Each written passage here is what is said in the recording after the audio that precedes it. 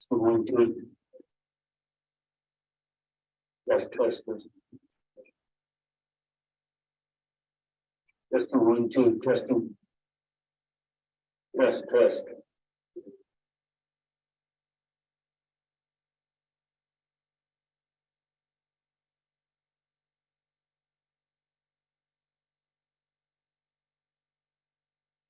Manual should be heard.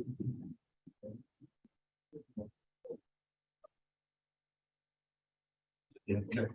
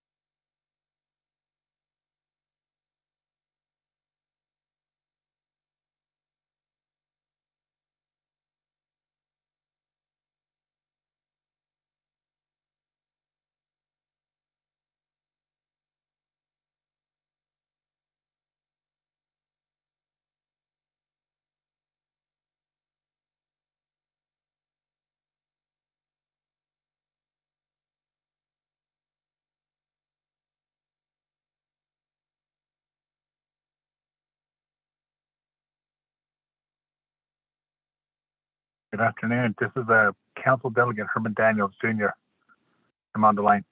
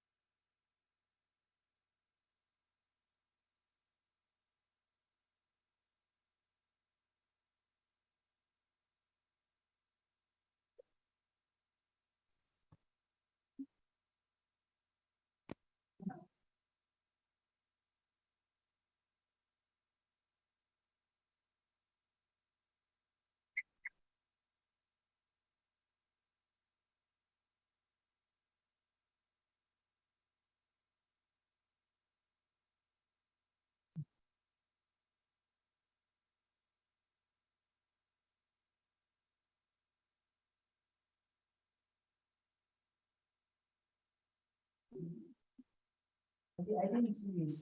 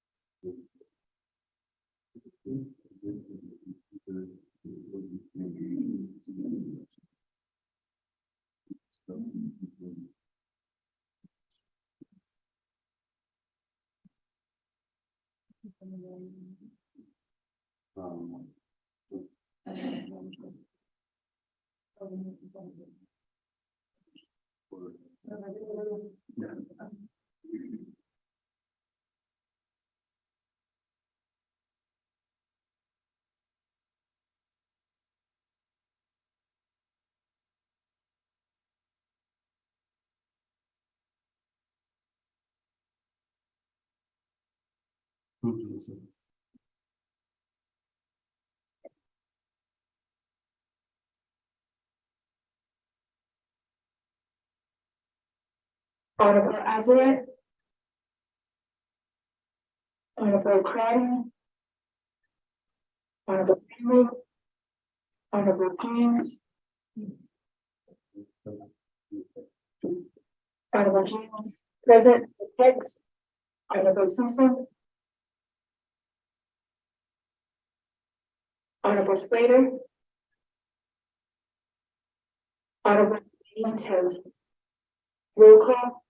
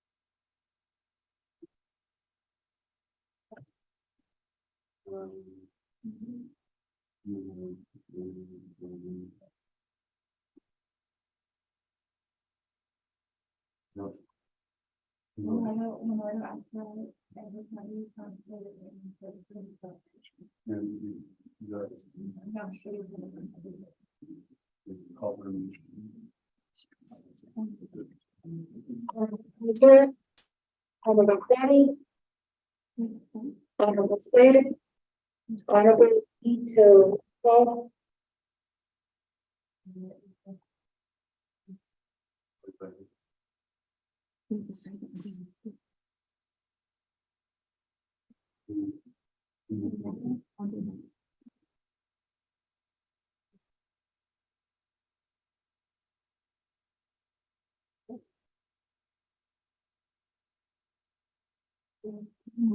Honorable members of the 25th Navajo Council have 21%.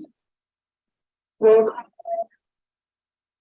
The special council into session at 2:02 p.m.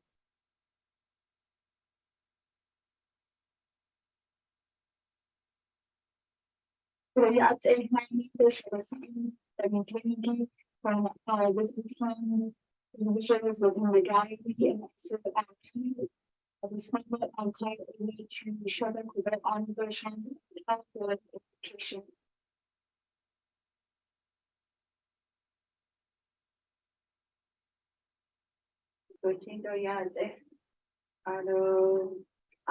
Das not anigito ko fish as anigita no.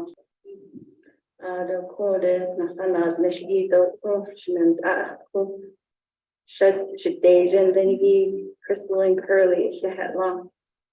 Das so igi a shana ein father shijin the instani a one in the state of the chi a vicious chi kachini dash chido ki ani dash another could mother essential. Age and leave it had he ate with a fish on the anarchy, she known as shishte.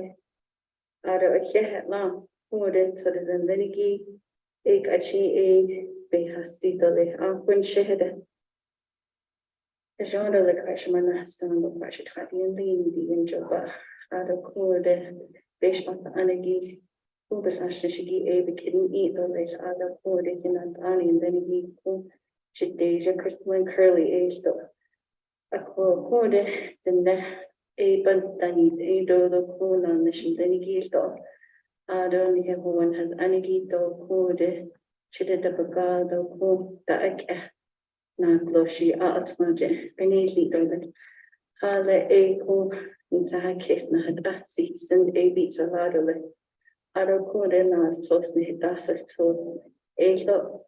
Jigido let go code in the cut into a dolly, hala equal the nehajo, but I need either like I ate at Egi Upo or you and now what a condition if he's done in the story. Ado that Egi who has tweedo signing though a chinnet and then ye a brings a case over.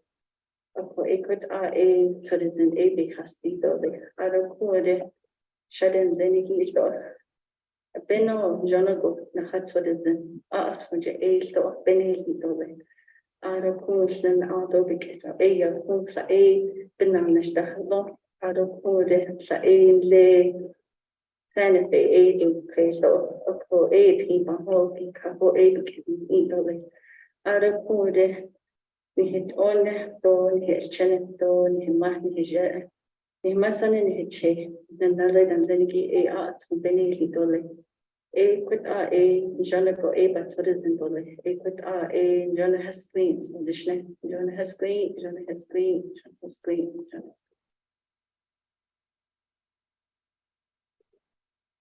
Jana Kudo Shade Honorable Shana and Plan is Noko so there's an Hopa Hinzi Kudo Yat Ehnan Kitishni Dole. And next we have number 2, recognition. Recognize guests and visiting officials to the Navajo Nation.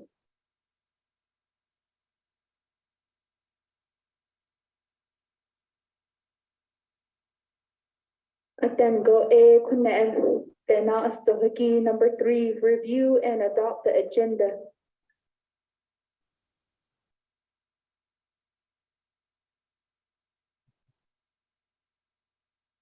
Kuda staff no shiniki kudan hayol agenda.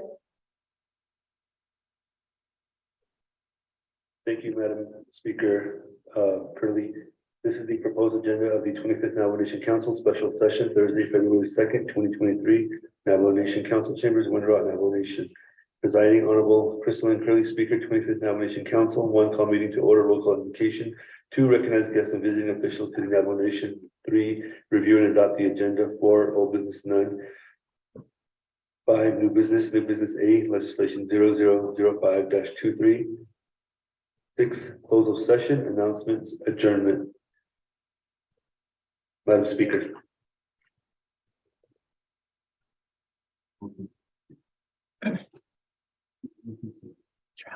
We need a motion and a second to review and adopt the agenda.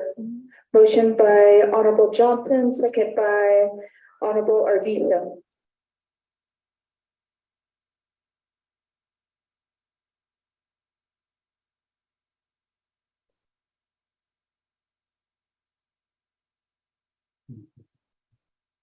Honorable Simpson.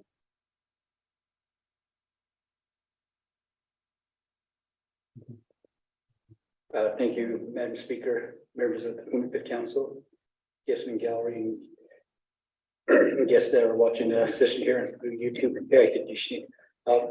Madam Speaker, I'd like to add a legislation to the agenda. It's 0012-23, an action relating to emergency and Navajo Nation Council opposing New Mexico House Bill number 140 and number 147 relating to tribal education trust fund and Indian education trust fund, and urging Governor Michelle Lujan Christian to veto both these bills. That'll be my motion, Madam Speaker.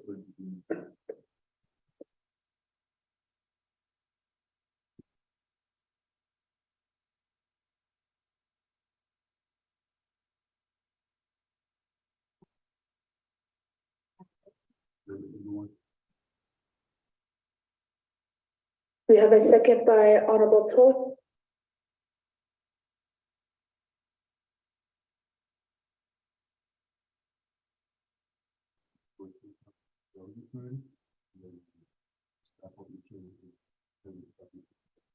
Honorable Delegates, legislation 0012-23 was emailed, and then we'll also have staff give out the hard copies.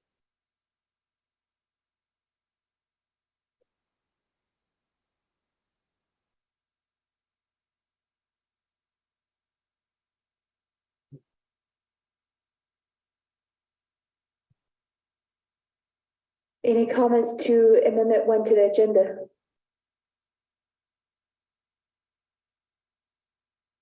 Honorable James.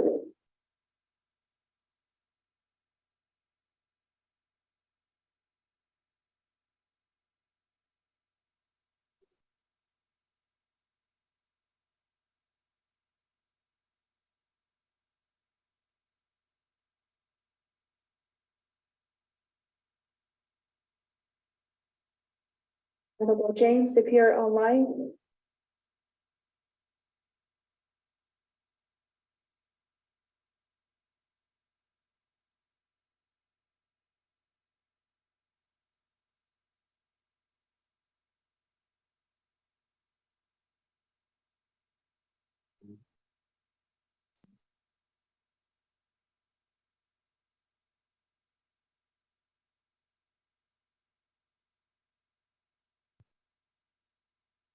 Honorable James. Comment, questions to the agenda? Okay, Speaker, this is Delegate James. Yat ado just not ash.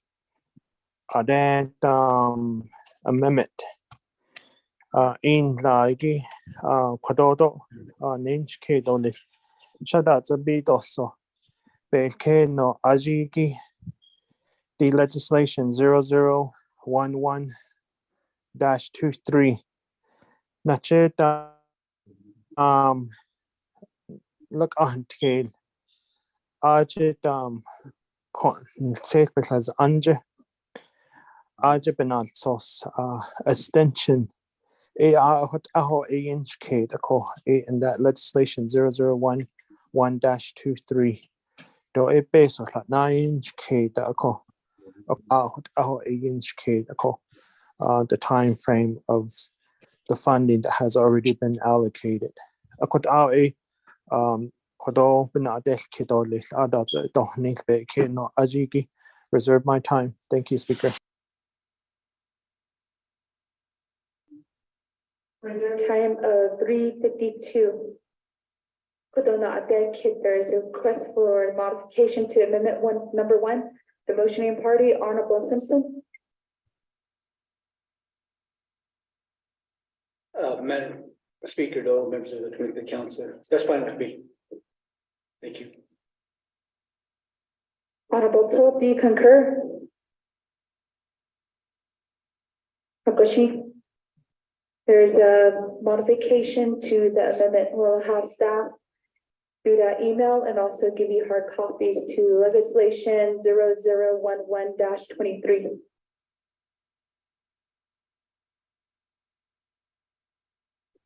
Are there any more comments or questions to the amendment?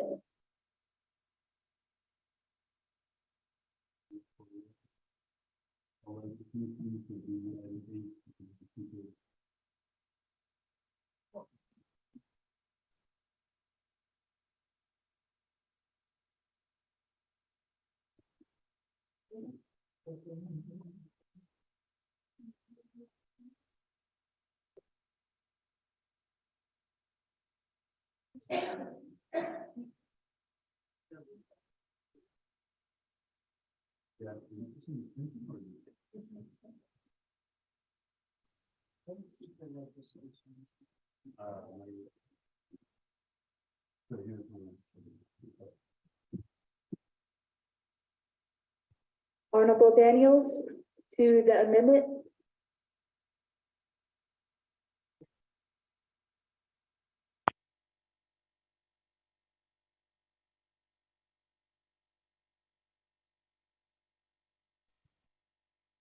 Madam Speaker, I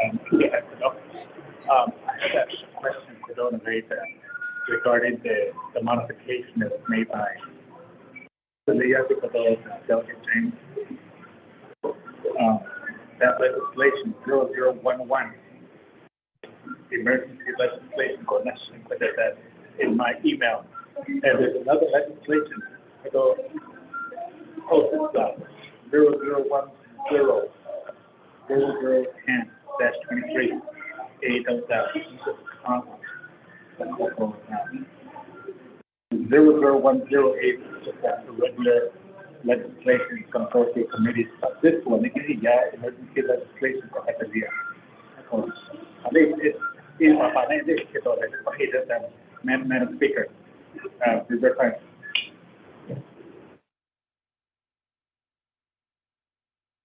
Reserve time of 4:07.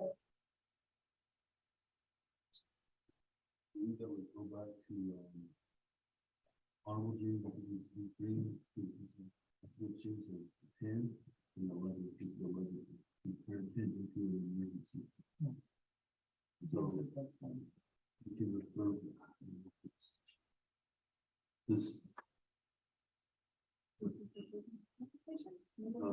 Wants clarification on applicants.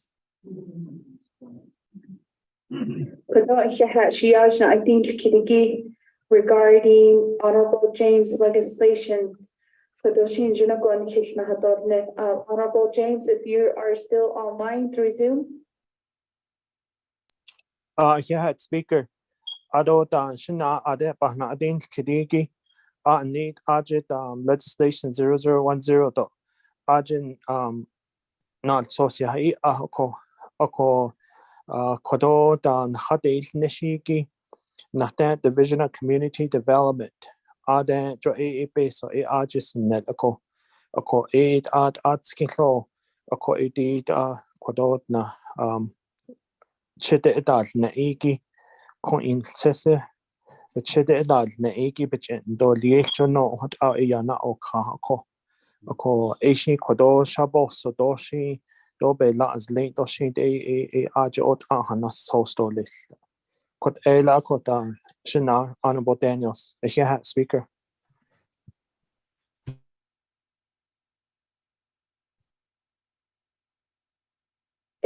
Honorable James dash not of kid. So legislation 0012-23 would be the new business 5A. AutoConnect A 5B would be legislation 005-23. AutoConnect 5C AA legislation 0012-23. It's gonna be 11. 11, yeah. E is gonna be 5. C is gonna be 12.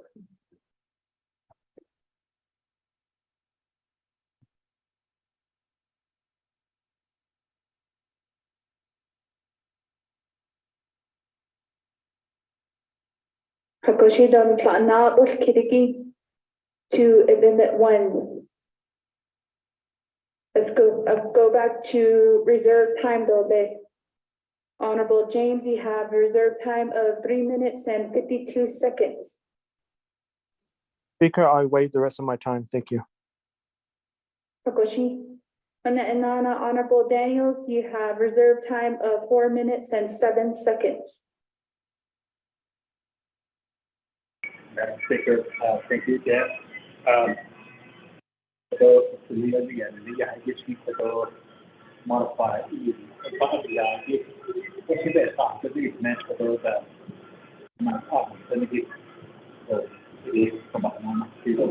thank you very much, Madam Speaker.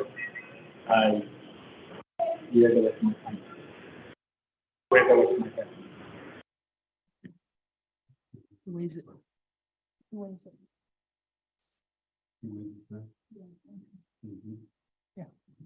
Right, Honorable Daniels waives his time.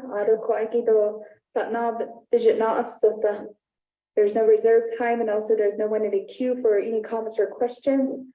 Honorable delegates, we vote for amendment 1 to the agenda on the drawing board. And if you're online or on Zoom, please feel free to put in the chat box or text us. Chat.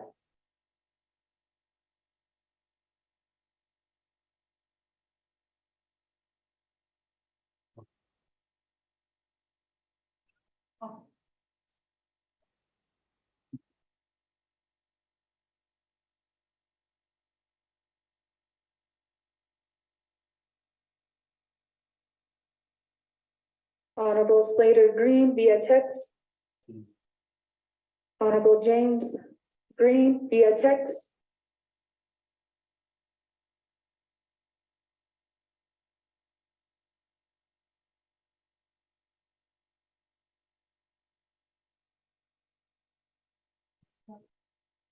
Honorable Daniels votes green via text.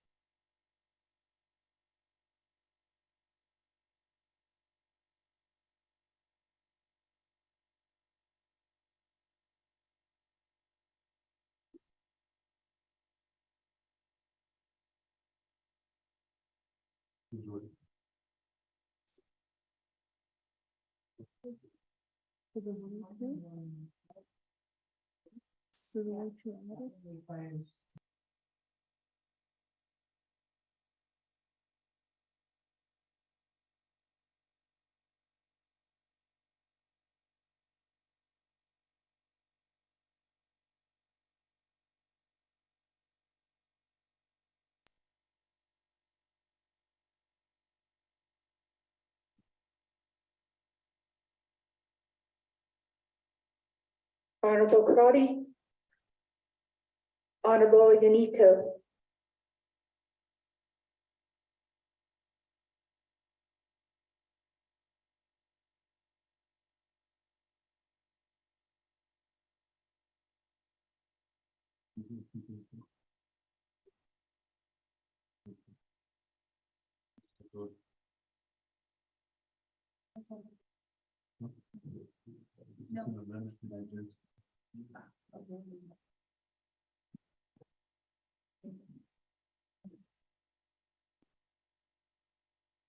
Locking down votes, we have a vote of 21 in favor, 0 opposed, speaker not voting.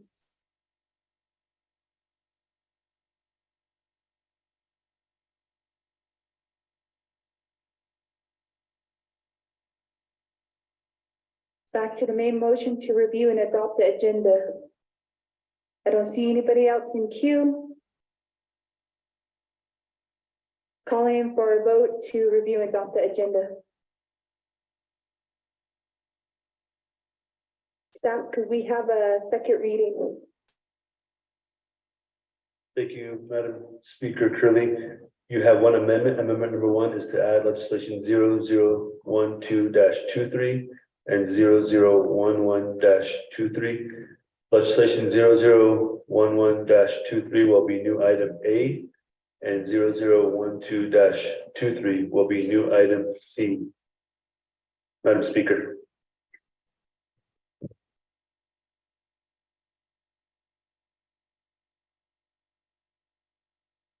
I have staff for reading the second reading of our agenda into record. Colleagues will go up for a vote to adopt the agenda.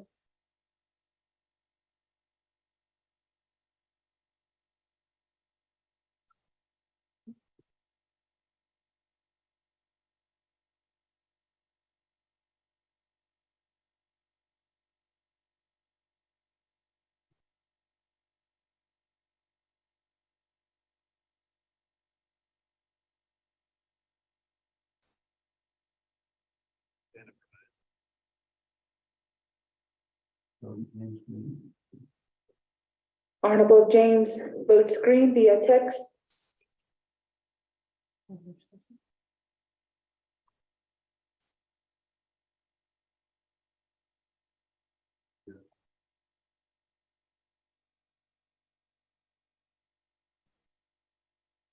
Honorable Daniels votes green via text.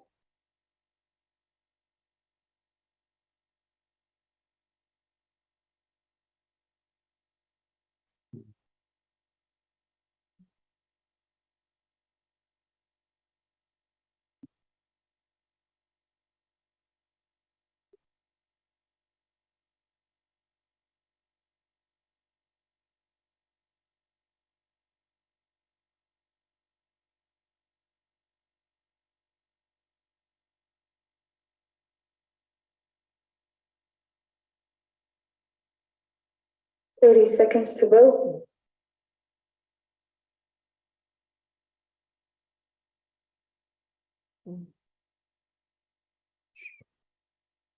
Honorable Crotty. Honorable Unito.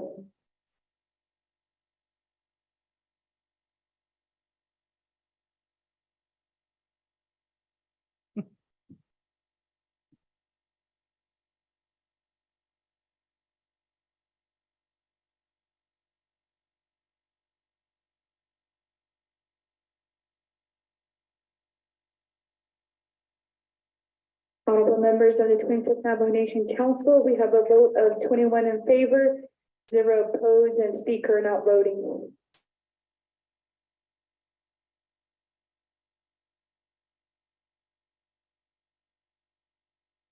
Going down the line, we have 5 new business.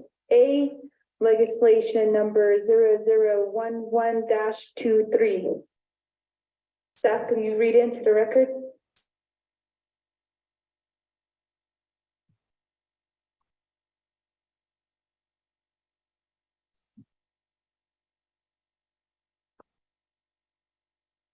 Thank you, Madam. Thank you, Madam Speaker. Tracking number 0011-23 in action relating to an emergency and the Navajo Nation Council approving $2,644,380 from the Citizen Fund for the Division of Community Development to purchase emergency vehicles and equipment for the Ganado Fire District, approving the related expenditure plan. This legislation is sponsored by Honorable Vince R. James. This is an emergency legislation, so there are no committee reports. This legislation moves on to the office of the president and vice president for final authority. And this is a 2/3 legislation. Per Navajo Nation Council Rules of Order Rule 9, legislation has been read to directed by electronic voice recording. Madam Speaker.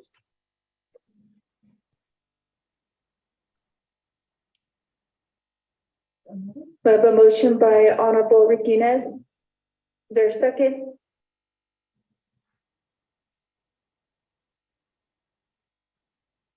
Second by Honorable Simpson.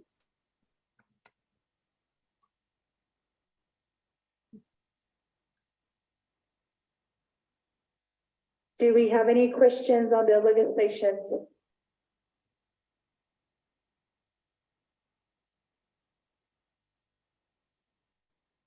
So we do have questions on the floor. We'll go forward with presentation. Honorable Vince James. You have 20 minutes on the floor. Ik had down speaker. Ado shenat no slinigi. Do shel trahasi lo isenot tsani. Dide legislation. I thought Belanda is linked to so I thought Jadalia ako nate Division of Community Development nakada nishas ande ako akwaiki ado le be Eastern edit or links to be ashka ako hata not zing le sa hot ad tapa o jo in his bahozen ako di de height sheet purchase order what Elias lane ako purchase order the end of the fiscal year and they did fiscal year 2022 September 30th yata agent now for nation fiscal year ako agent she did POs iki she agent ko be enda at ako ni hajo ba bansas kezo hajo nel ido hajo not sauce Division of Community Development Yines ko ejo contract lado they contract out the project but ado okotza ako contract ko ashon as jadi the end of the fiscal year you lay the non de sto jon de do ko ako kwagi bini ya ako ado bini nad ya kwadot atskin klo nini ke I dot ya aje ko inses chede aje adalia ako hala kwadot the kosten sanast it's at the hikin hitran ne ke benina ani ton hilba hosen sto ako akon chede ne digi da adalna ako khait she hala bi ta niligi sto azli no she benina ko dat she ada otot the nashin bini nashin kwanzago obhata the nes wodo oko bini na balaha hoji zli oko kodo just an extension what inch kedo kodoshi hajot ne jeshit what ye nada atleto list division of community development adoshin ado the nashin to adet chede adaliagi ko inses has anigishi ado nashin ton hiche kodod ni ko akwagi ya ado do beso inch kedo kone la shanan ni le don hitishnin eshet ahandante ade da ko do binya kodod nal sos ni da ton sos da shanat notliniki eshide kodoba na oshka do le ko. So I'm not requesting any additional funding. It's just to extend the time frame for Division of Community Development to move forward with purchasing the fire truck, the fire apparatus, and so forth. And due to the fact is that it was put under purchase order PO, and it should have been under a contract. That way it doesn't end with the fiscal year. But eventually we're at this point now. So colleagues, I just kindly ask of your support of this legislation and let it pass and move forward for Division of Community Development to make those payments. And then one of the other reasons of the delay was also we know that there was back orders on a lot of chips and so forth regarding vehicles. It was throughout the country because of the pandemic. So that's another factor that it has just come this far and prolonged it this far. So we're just kindly asking for your support, in your favor of green to do an extension on this purchase order. Thank you, Speaker.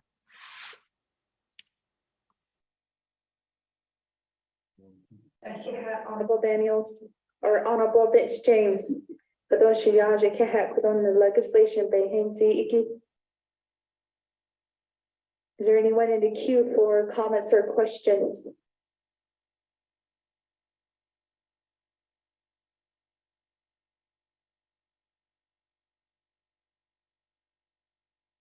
Going once?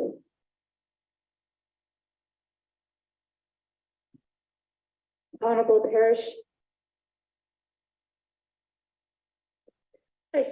Speaker Adel, Shana, Honorable Bench James. I'm looking through the exhibits. I'm wondering, there's 64 pages, so I'm wondering which exhibit clarifies the extension. Is there an original receipt or agreement that you can help me find in the exhibit? Thank you.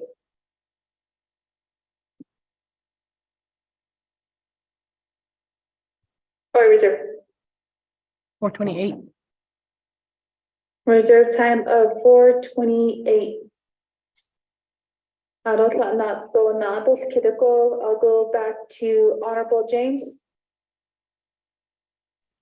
Thank you, Speaker, and then thank you, Honorable Parish.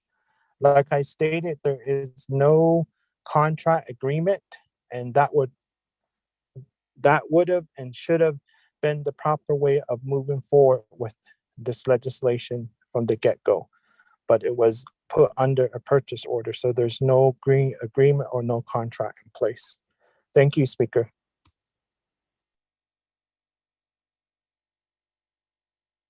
Honorable James. There is no one else in queue for questions or comments. I'll go back to reserve time. Honorable Parish, 4 minutes and 28 seconds. Thank you, Speaker Otto. Thank you, Shanala. Honorable Bench James. Okay. Thank you for answering my first question. I found what I needed. Thank you. I waived my time.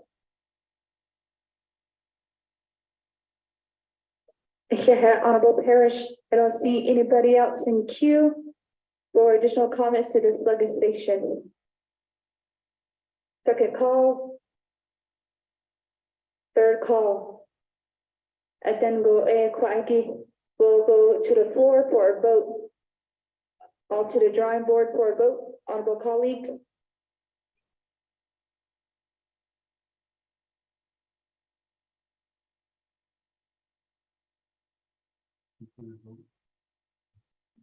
Honorable colleagues, this will require a 2/3 vote of the council.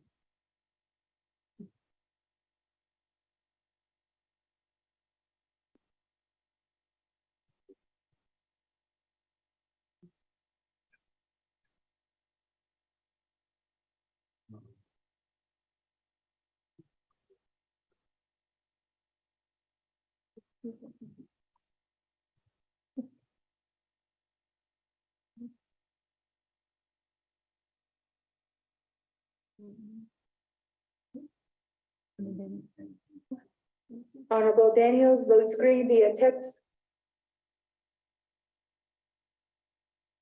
Honorable James votes green via text.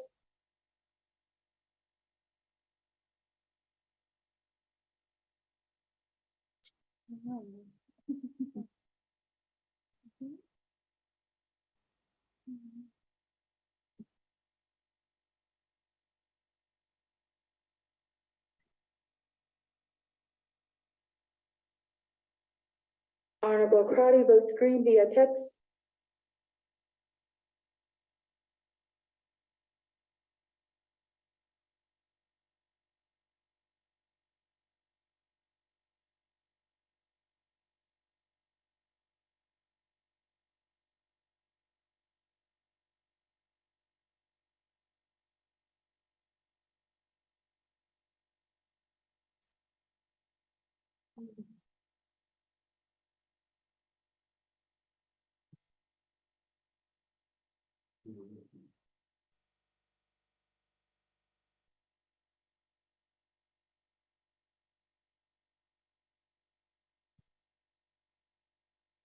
Ten seconds to vote. Honorable Arvizo, Honorable Damon, Honorable Yanito.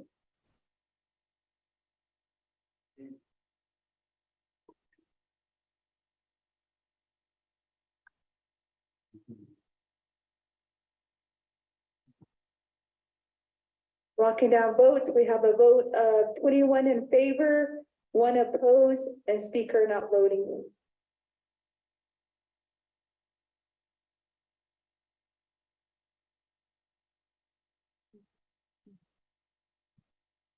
Honorable members of the 25th Navajo Nation Council, we move on to our agenda. Number 5, new business B, legislation 005-23. Kodo Shana, Nabadish Kitole, Kodo Honorable Seth Damon, may you serve as a pro temp.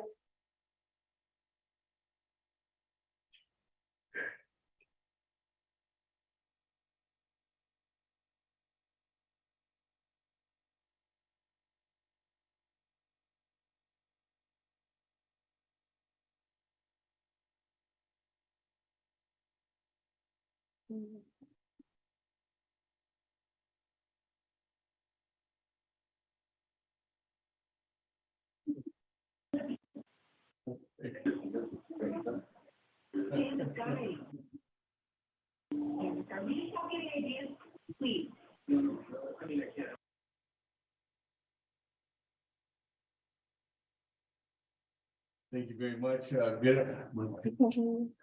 Thank you very much. Good afternoon, colleagues, members of the 25th Navajo Nation Council staff. We ready to go? Good. With that, we are on legislation 0005-23, colleagues. If you're going to comment or question, begin. Jalissa standing by. She has the, if you can text message or email her any comments or questions, we can go from there. But and the number was emailed out to everyone. Good afternoon again to everyone listening in on the World Wide Web, all the constituents all over the great Navajo Nation and outside our 4 sacred mountains. With that, Mr. Rico, I'll turn the floor over to you and reading the legislation into the record. Thank you. I believe I say Speaker Pro Tem. Speaker Damon, tracking number 0005-23, an action relating to the Navajo Committee and Navajo Nation Council, confirming the Speaker's appointment of members to the Budget and Finance, Law and Order, Resource and Development, and Health, Education, and Human Services Committees of the 25th Navajo Nation Council. This legislation is sponsored by Honorable Madam Speaker Crystalline Curley.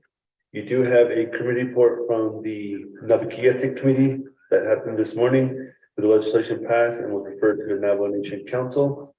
Per Navajo Nation Council Rules of Order Rule 9, legislation has been read into the record by electronic voice recording. This is a majority legislation and is final authority here at Navajo Nation Council. Mr. Speaker. Thank you very much, Mr. Rico. Again, colleagues, if you have any comments or questions and you're able to email those in. With that, colleagues, is there any comments or questions on legislation 005-23? Oh, actually, let's go with the motion. Motion by Chairman Rick Nez, second by Mr. Lamont, or Honorable Lamardo Azareth. Mr. Azareth has a second. That, is there any comments or questions on legislation 0005-23? I do have Honorable Herman Daniels in the queue. With that, Madam Speaker, let me turn the floor over to you. You have 20 minutes on the board. With that, colleagues, if you could give your attention to Madam Speaker. And Madam Speaker, if you have any agents with you, you're going to utilize that time too as well. With that, colleagues, let's go ahead and turn time over to Madam Speaker Curley. Sorry. Ichaha Kodoshan Beshpada Saano Dami Kliniki, 25th Navajo Nation Council. Ado Kodo Nihil Honoshoniki, Ichaha Yate, Ado Adet that is not Agi Yate Hidishni Dole. Ado, I just want to say good afternoon, honorable delegates, and with our guests here within the gallery. Ado Shea Crystal and Curly Nishya. Ado Senji Kenen Nishle. Head Lini Bashichin, Kia Ani the Shiche, Dodzilka, the Kia Ani the Shanella, but a Mato a son and a shle. I don't lay a tuppet of Holy Head, a Yisina Sha, a Schlap Botnas, the Lay Bigitish Inki, Savanado, Cottonwood, Ado Bistok, Ishin Deshki, Jetes, Nazlene, Do Dak Ehelene, a co hot Asian Nish, Echo. Do kodo hehen kidideshni John Day the Quishik couple days ago I was honored to serve here as your speaker of the 25th Navajo Nation Council, and one of my primary priority of the first duty of the speaker is making an appointment to the standing committees of the 25th Navajo Nation Council. This morning, we brought forth legislation number 005-23, confirming the speaker's appointment of members of the Budget and Finance, Law and Order, Resources and Development, and the Health, Education, Human Services Committee of the 25th Navajo Nation Council. And I do really appreciate the dialogue that we had here on the floor this morning. It went all the way to the effectiveness of the council, efficiency, the kodo reform,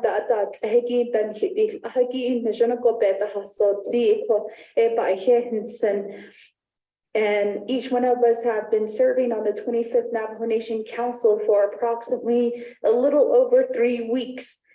And we have taken our oath to help our people in all of our 110 communities.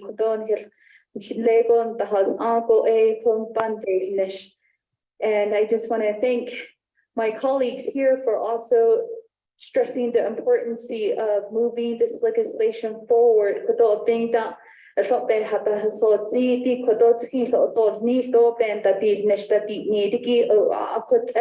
John Leden the has the Hoyun the host Kodon den kitchen now hard lesson dado hagolati a sahale do di that reports that hegi a Tifa ben that dos nistan kit no Kodon kitchen the hotne a ko so a shahat intimidation for our chapter officials and our organization enterprises and our people that are out there who have really been involved within our government since within the 25th Navajo Nation Council.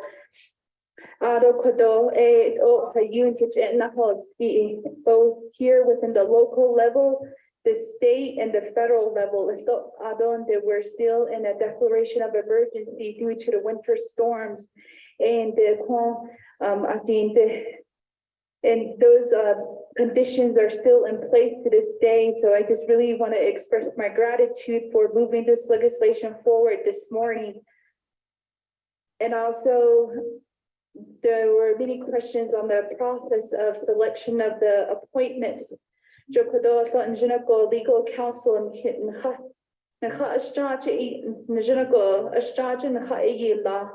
and pertaining to Title II in section 164, not 181 yet. And I know there have been several of my colleagues who have reached out with their resumes, their cover letters, and there were also some chapter resolution due prior to my analysis of making the appointments. And like I said before, it was a very tough decision to make to these appointments. And I do want to commend Honorable Simpson too for reviewing the legislation that he will be bringing forward to the council in a few months regarding a whole comprehensive committee where each of us would have the opportunity to state our issues at the same level of that committee level. But overall, honorable members, I do look forward to your support, and we're doing this for our people so we can begin the work within each of the standing committees, and let's make this a positive note and let's keep moving forward. Pro Temp Speaker, Mr. Damon, Honorable Damon, for taking the lead of this portion of the session.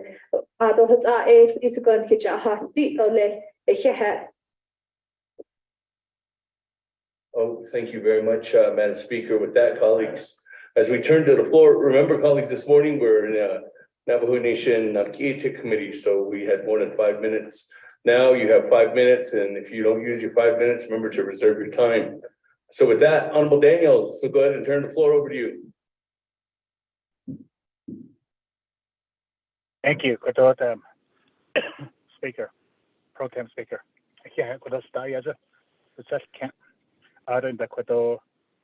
Speaker, legislation this morning. I meet this morning. Between caucus but moving forward, I know that sign it and hit the year. The bandit just sign that hit the year. Let's go. But I don't know. Hasin so Donald ego is a hot anal at the a cocodo obehatis, Hiki Codotan, a law and order gonna issue is Socodo. The way the 23rd Council S Committee to hey added the Law and Order Committee, added the RDC. They have session send it on the yeah, that's it all. It's but that's okay. I don't see it that I guess not unnecessary. Oh, I just don't understand. It's not about the Law and Order Committee. I just don't understand. Because I don't see that or see what on the radar. I guess that is less quado. I don't interquado. They had this hiki quado. But who you had this this morning quado them. Delegate Yanito. Or you in a way so neck echo. Ota area no ya had three Belgana buddy system. Ota Yosef was a good neck as yes so neck echo. Ota had the ya Dila Ebahason. Dila I see ya once one guess one at this short and hello or ya Ota sign as Adalian Halland did. A quake de you should so speaker could had the psychic could the speaker. Zodat geest aangaan zijn kies. O het is not aan iets lego. A matchel nood o het is a zetel nood o het is het ide. Wat zijn er longo. Zodat geest aan zijn kiesle. Dat o het kies op aan zijn kiesle. Dat o op aan zijn kiesle. Zodat geest ego het o jeesten zetel wat zijn er long. Akotia had been in the speaker's position. Quado new colleagues need Limgi Quado the 25th Council. So that gets on some kiss. Other Sadayan other Nashiko Allah ban sa kiss. Okay, the way it is. Oh, you out I doubt what end had so it is what head or lessons to Quado. I guess that deal Quado. I don't know about it. And we're here for the Navajo people. I did Jadot, see, I was Twitter signing. Adi just saying that he a basit that he would do. Zodo Yego Nahot, old Kabe Nahot, is a lab and Nahot, Aronan Razel, Ego and has a team, the lab and it's in Nahot, a quay hole, this key, a team that has stress, a team that just have a cow, that has not a quadot met a jet a car, who that urban his end has equado. So eight events had a sense of Quado speaker Quado, but Quado moving forward, Quado she bent the Jatid has not seen the unhit at this on, but I don't see it the Quado Bandi zero hitting that deal Nescodo. So Codona Gay Law and Order Committee Gonet. Sisi Alia Ashibi, Codosa Zendo. Arunana Altrash Naveda meetings, Cosida A Codota Ashiego RDC, HES Committee, Regional Finance Committee, Elda Sinta Hill Sado Lescodo. So it out on Hitchabano, Sento Lesco, other committees, Naveda Ardenate, Daga, Sido had this Sydney, so that I don't Hitchabano, so Edebahat, Utabahat, Secodo. So Edo Codona, Codona's hold, so it isn't that the Lescodo, 25th Council. Never eat dollars, never see $3, never yield dollars. Hotel about this, Secodotam, pro temp speaker with us at that year. I'd say he reserved that. Thank you. Thank you very much for that. Let's go ahead and reserve honorable anything else time at 38 seconds.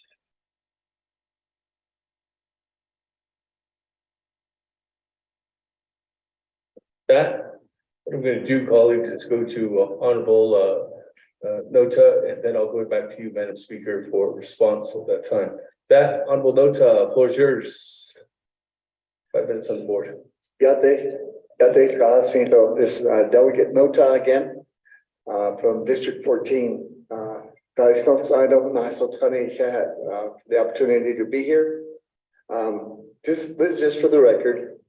I did vote no on the this morning, the legislation.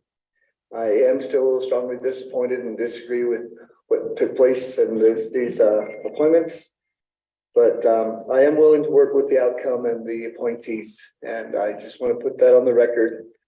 Although I will vote no for this legislation. Yeah, thank you. I waive my time.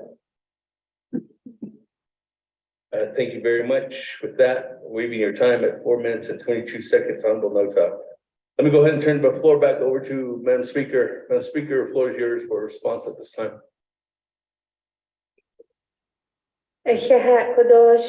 Pro Temp Speaker, Honorable Damon, Kodon Junagon, Nahahol Sal, Ado Kodon, Maisidol Kidiki, Conchayage, Honorable Daniels, Kodo, Ani Hut and the Sheen Kodo, Escation that they need, Ado at the Bikets Kodo, and we did have opportunities to have a conversation. Kodo. And the Kodosha Quaincy, though Hashida did Nesto, Hashida did need a hot thought by Henson Joe, I need. I do have that open door policy within the speaker's office, and having that dialogue with each of my colleagues. I'm having that opportunity to get to know each of you.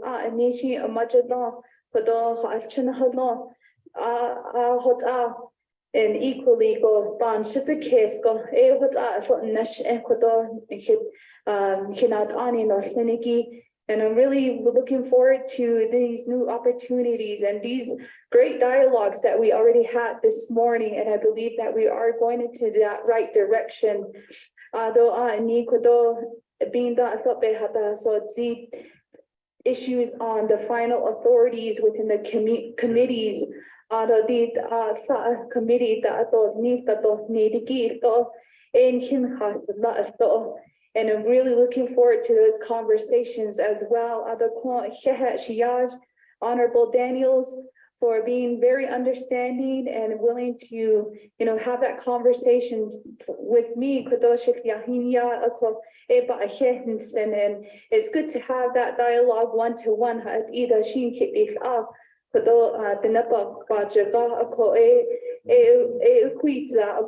just very thankful for you reaching out to me and having some of those concerns and the barriers that you see. Honorable Nota, and each of us we're entitled to our opinions. And thank you, and I know I did receive several resumes, and through that process, I was just counting through lunch break how many resumes I received. I did receive 16, and I did have the event of going through each one, and having that analyzing those resumes and resolutions and also the cover letters. And I just do value your opinion, Honorable Nota. Pro Temp Speaker, Honorable Damon. Oh, thank you very much, Madam Speaker. With that, colleagues, I don't have anybody in the queue on legislation 0005-23. Is there any other further comments or questions at this time before I go back to reserve time? If there's nobody, I don't have anybody texting in, we'll go ahead and go back to reserve time. Honorable Daniels, you have 23 seconds on the board in reserve time. Thank you, Pro Temp Speaker, for those that was in Quado, Nezin Quado, a session that is Nescodo, Dinana, Hejacado. So idiot about this, Sito, as if Papanan Hos, Sanat Arno Senegi, as I yedo. Thank you very much. Great time. Yeah. Thank you, Honorable Daniels. With that, anybody else in with some reserve time? Is there any other further comments or questions on legislation 0005-23? Colleagues, this legislation is final authority here at Navajo Nation Council.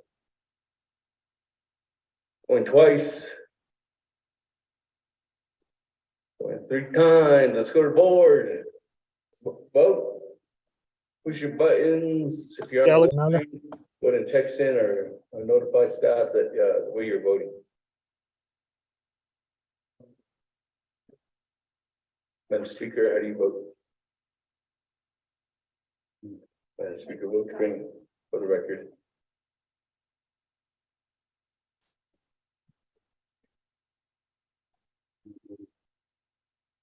Colleagues, this is a legislation 005-23 is simple majority.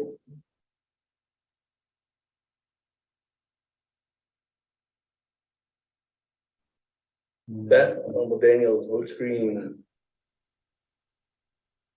for the record. That Madam Chair Crotty. Honorable Vince James. Honorable Dr. Andy Nez. Honorable Yunito.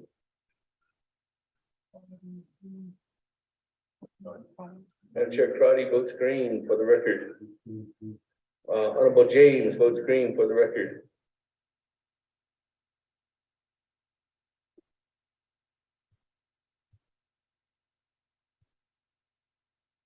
Honorable Dr. Andy Nez.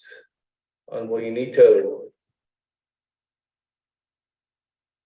35 seconds. We lock it down.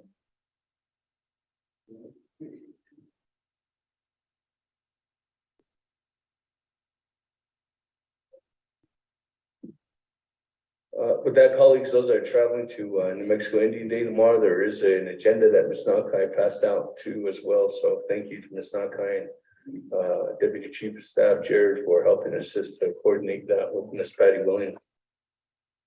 Honorable Yunito, for the record, Dr. Andy Nez votes green. Honorable Yunito.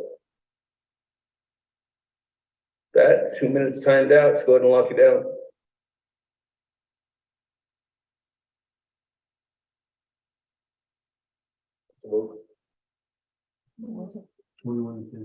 That, colleagues, 21 in favor, 1 opposed, and Speaker Pro Tem not voting. With that, colleagues, motion carries on legislation 005-23.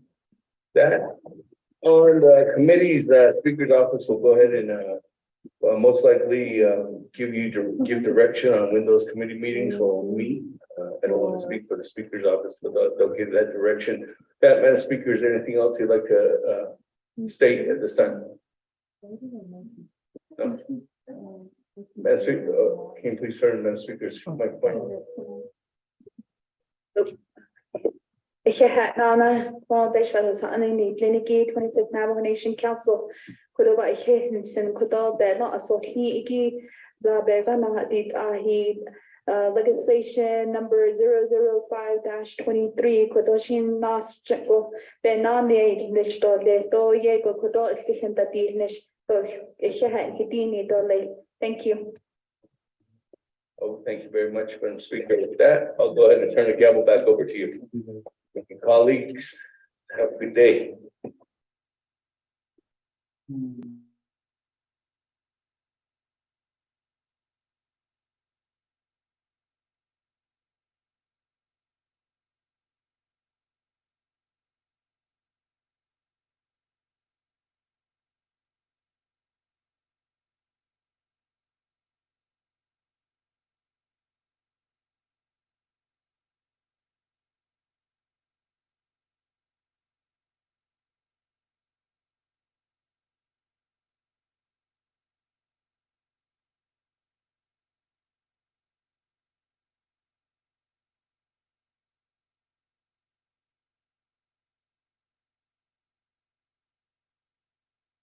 Nana Kudo, 25th Navajo Nation Council. At this time, I'd also like to recognize our Sergeant of Arms. And she's here with us and have been over here within the special council session.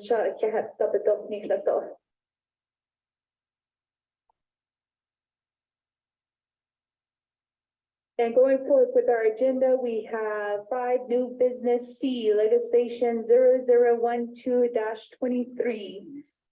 Kudo, Mr. Rico, can you help us read the legislation to the record?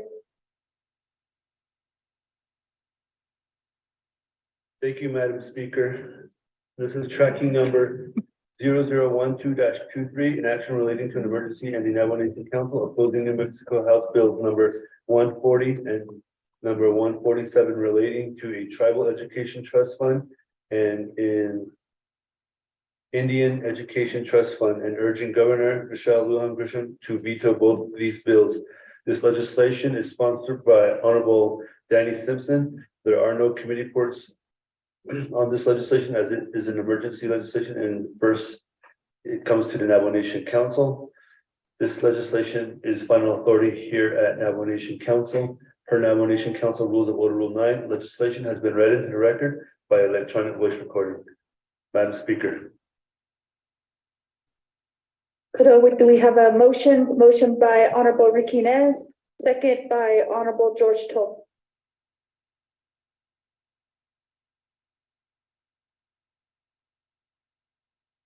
Honorable colleagues, are there any comments or questions? We do have a question on the floor. We'll go to the sponsoring party, Honorable Simpson, 20 minutes. Thank you, Madam Speaker, members of the council, and guests. Good afternoon, Kishito. My agent will be Dr. Begay here. He's the superintendent for Doty. Later, press agent. Thank you, the council leader, Dr. Leader. This is emergency legislation. We have 2 bills going before the legislators that are in session as we're speaking right now, and there's two bills going through right now.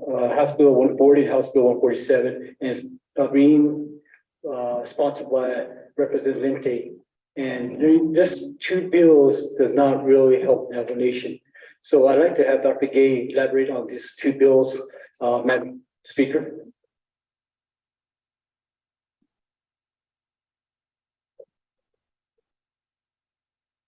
Thank you very much. Here in the Schneider let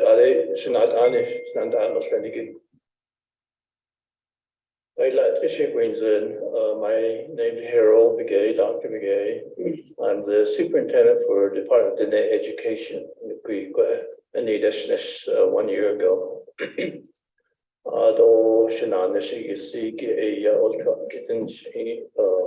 My background, professional background. I have my doctorate, PhD at the University of Arizona in school finance and economics.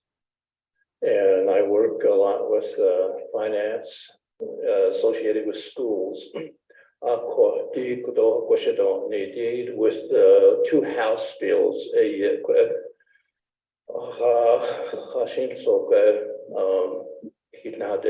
why the opposition?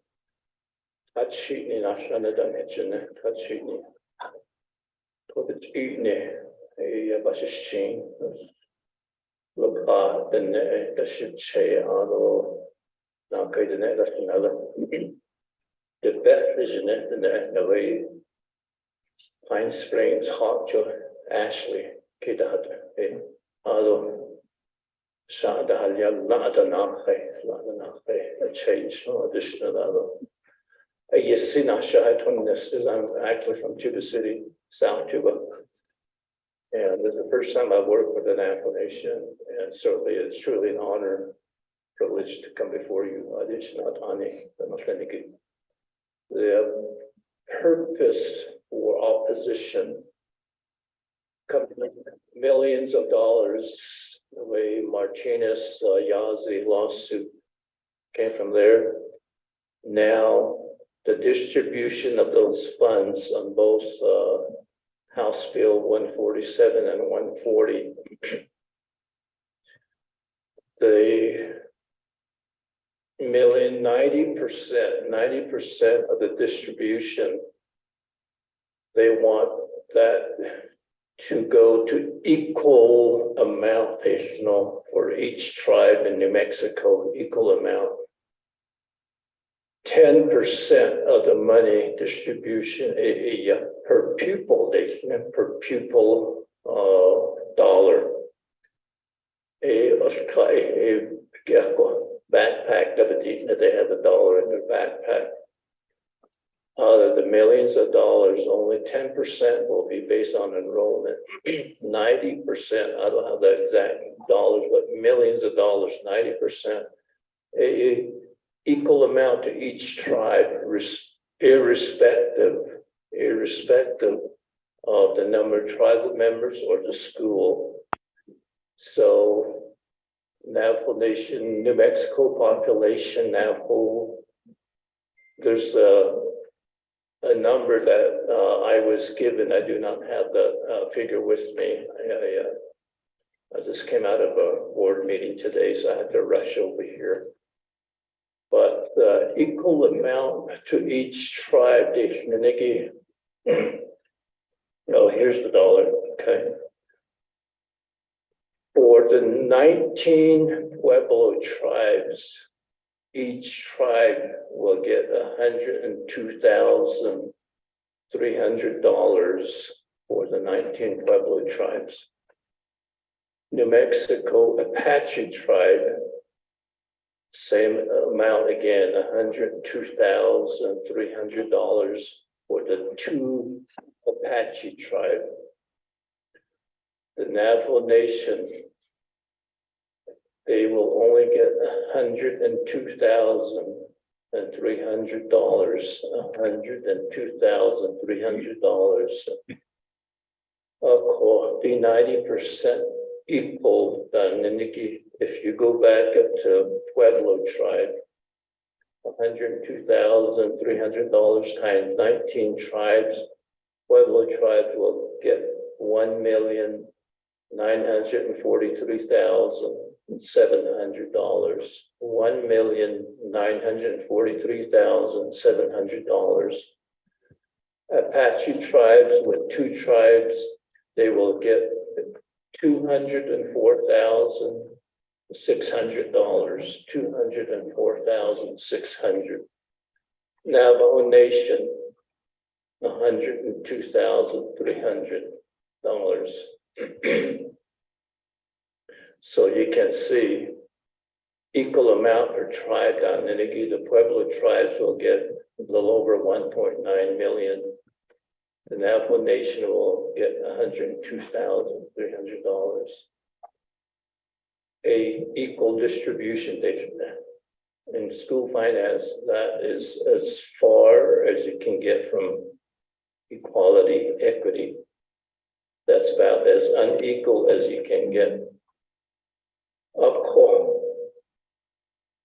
The 10% out of the millions of dollars, 10%, it's going to be distributed based on enrollment of kids, school children. So for that total amount, $2,500,500. $2,500,500. That's the total amount out of that. Based on the total student enrollment for the 19 tribes, they will get $1,999,500. Their total student enrollment, 8,283 kids. For Apache, 2 tribes, at per pupil rate, they will get $213,500. Their total student enrollment, 1,273. The Navajo Nation, they will get $287,500 with a total enrollment of 27,306 kids. And here again, the amount money distributed for each student per pupil amount for the Pueblo tribe, 19 tribes, they will, each youngster, based on the $8,283, based on per pupil amount, each youngster will get $241.40. $241.40. Apache tribe with the enrollment 1,273 per pupil amount. Each youngster will get $167.48. The Navajo Nation, with the student count of $27,306, each youngster will get $10.53. So you can see this bill is being really pushed by certain tribes with certain representatives. And they're still in this finance House committee. There's 2 House bill is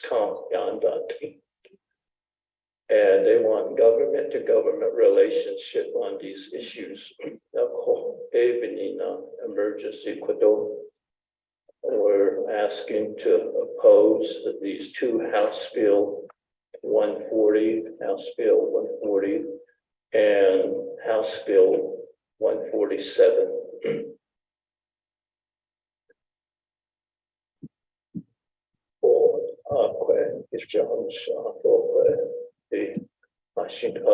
So with that, thank you very much.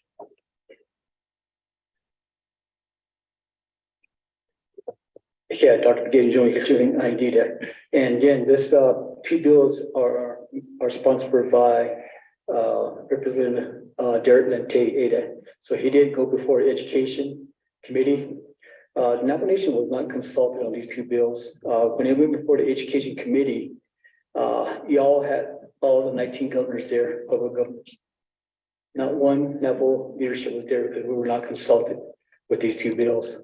So this bill is being pushed pretty quickly.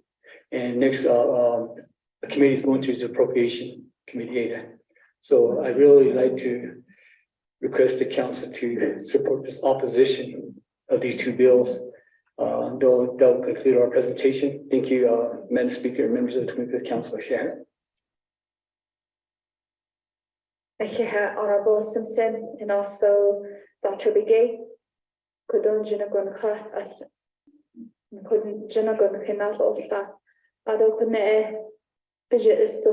Honorable Slater.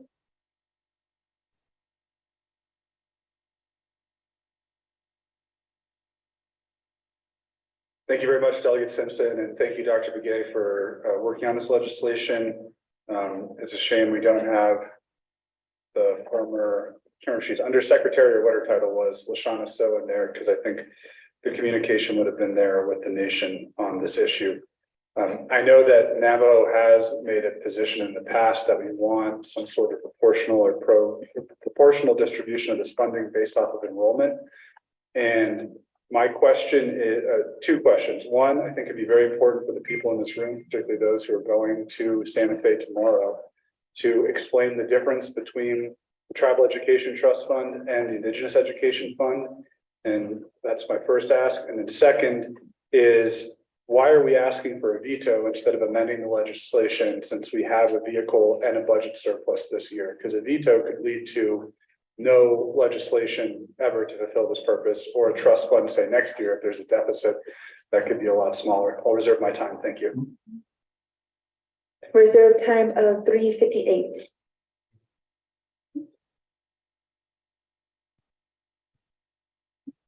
Honorable Toth.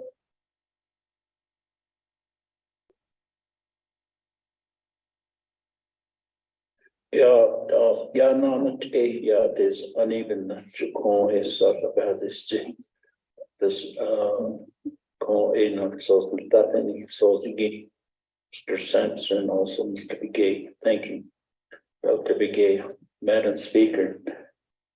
I kind of disagree with the how we've been treated on lady with in Hinanish. Jashin Hidorne with Anlinde. In the Sado, Benachi Yahai, Sao Yahai. Up the base we are the nation that a conhedo that hidden Navajo nation. A call Ashina left G. Well, that's what no, there's too many tribes, their own. Fishing tribe as a name called Navajo Nation at a shop. And he get at the clinical. So, Kotos, so Zigo not so say I bend the entity Jato supported the lead on the Nanigi. Hala Yahai and Harchinigi, but the Nito Epansiki, to I Kiko. I've been in that the Shishi, but ankle. The ancient citizen, the Holland, a Birans and what I'm energy. Shakwa, what's a casino at Alien, the Ashen, which at Hadi or Tankit, no, Kati, not Tankit, Larda, to aid at Inco, what a day. Nijon said that the case they would inform us today. I hope the president's gonna be over there to a government on me. He said, "Oh, the Yahan had a wish she other. He had that it's his dog. It is industry government. I hope the president's listening. So to a Hashinda in that Michigan. When he could up at it, then he's not so Shindia. Joy so even here in Harchengi, which I hate joy in such a sort of Zindita. A call, although an Ibia Asian the county school Shindia. We have Sandoval, McKinley County as a school.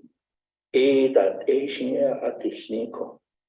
Aiding Kuroba this to do with that education. Department of Education in the Eagle. All about this, though, he had a little away my time, Madam Speaker. Thank you.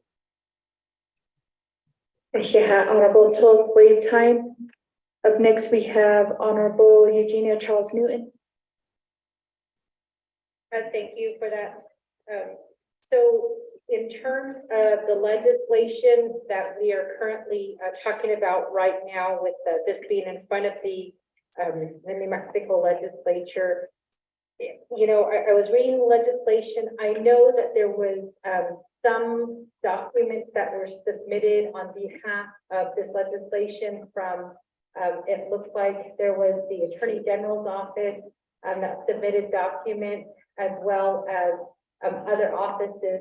Is there a way that we can get those, you know, whatever it is that they submitted? Number one. Number two is under former Speaker Damon, we always had a sit down with the governor. That was something that she always gave us that opportunity to do, because she recognized that council is the governing body of the Navajo Nation. And so I didn't see, Speaker Curley, I didn't see any mention of that. So I hope that your staff right now already has that in place, because you would be doing New Mexico delegates into service if that's not already in place. And I think that this is the meeting we have with the governor is certainly where we can have this discussion. Because Governor Michelle Lujan Grisham has always been very forthright in explaining why she's doing, what she's doing, or why some of these legislations are going through. Number 3 is Dr. BA, thank you for sharing, this information regarding the legislation. So I'm guessing that you oppose the legislation is what I'm thinking. And the reason why I'm a little bit hesitant about voting for this request is because Representative Anthony Allison and Representative Derek Lenty are both very, very big supporters of Navajo. And they've always been very, very, they always communicate with Navajo. And so I'm just wondering if the ball was dropped on speaker's side with the, lack of staff that is in place, or if there was no communication that was given. I'm texting Representative Anthony Allison right now, but I think that, we need to get a little bit more information about this legislation. I know that it's been a long time talking about the way that funding should be distributed. And I know New Mexico has always been very equal when it comes to tribes. New Mexico were treated very, very differently than Arizona treats delegates and the way Utah treats delegates. I think in New Mexico, we're the only state that receives state funding for our chapter project. So, I just want to make sure that we have all of our information before us at this time, the way that they came up with this breakdown. I reserve my time. Reserve time of 1 minute and 55 seconds. Honorable Charles Newton. Honorable Charles Newton, there is going to be a meeting with the governor, Lujan Grisham, at 2 p.m. tomorrow. Honorable Nota. Yate, good afternoon. Ado, thank you for that information. Several comments and questions, I suppose. Tomorrow we do go to the New Mexico legislature. We need some talking points. We need to have more information on this topic so we can address those issues with the legislators and the governor and the people that we're going to be meeting. The other tribes in the state, I do know through just past information, they're powerful. They kind of tend to outdo us in many aspects. The most recent one, in addition to this, that I heard was the Chaco Canyon 10-mile radius protection. And apparently the other tribes in the state are really, really pushing forward with that. And now we're hearing this. We're doing resolutions and so forth. I don't know who's the person to ask for this, but once we do a resolution, and maybe I agree with that Delegate Slater, and not necessarily vetoing this, but amending this to make this more fair for us.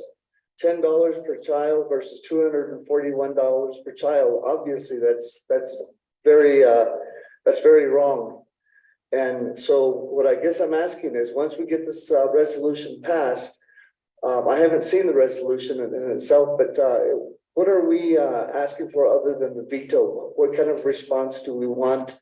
And I think that really needs to be spelled out in the resolution. Like I said, I have not seen that, but I would like to know what happens to this. I was at a meeting with the McKinley County School District just the other day, and the chapters passed these resolutions to the school district, and the superintendent was there, and one of the leaders asked, the chapter officials asked, what do you do with these resolutions? Do you even see them? And he admitted that the superintendent admitted that he hadn't even seen the resolutions. So I'm wondering, and want to get more in-depth detail for the resolutions that we pass here in the Navajo Nation to the state. Where does that go and what happens to that? But I agree, we do definitely need these talking points. We need to do a better job as a nation in getting our points across and make sure that our people are treated equitably and fairly with all the states and any kind of federal appropriations and assistance that is given out. With that, I reserve my time. Thank you. Reserve time of 2:12. Honorable Dr. Andy Ness.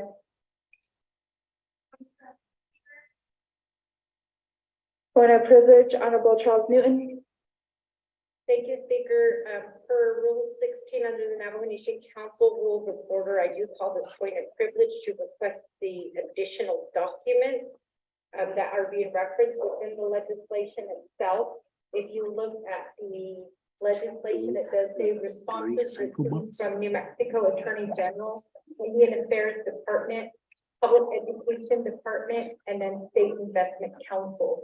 I think that these documents, since it's being referenced in the legislation, are certainly documents that this council needs to be reading and taking into consideration. Thank you.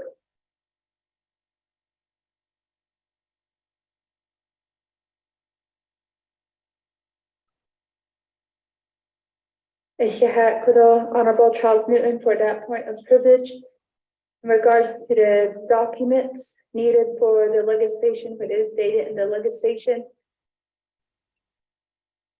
Dr. Begay, would you have an estimated time of when those documents could be available to the council or to the sponsor?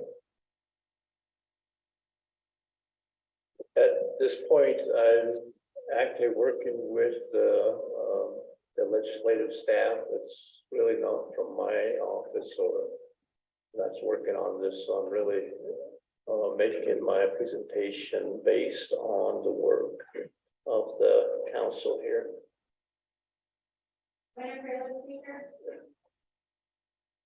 Point of privilege, Honorable Charles Newton. Thank you, Speaker Curley. The documents, you may want to reach out to our lobbyist from New Mexico, Patty Williams. I believe that your staff should have her phone number on hand.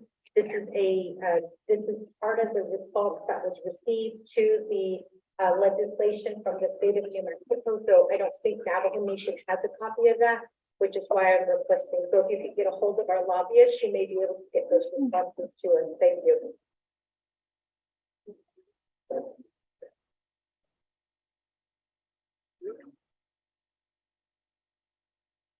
Honorable delegates, we have reached out to our lobbyists for New Mexico. They should need a few minutes to get those documents in order and send it forward.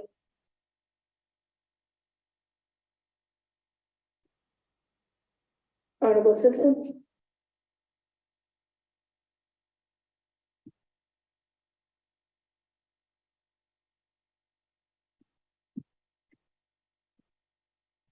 Thank you, Madam Speaker, members of the 25th Council, Dr. Gay, tonight. State before, I'd like to, if you can restate your question to, or Dr. Gay, after I conclude my response back, I appreciate that. Now, on the veto you're talking about, why do we go to veto both these bills?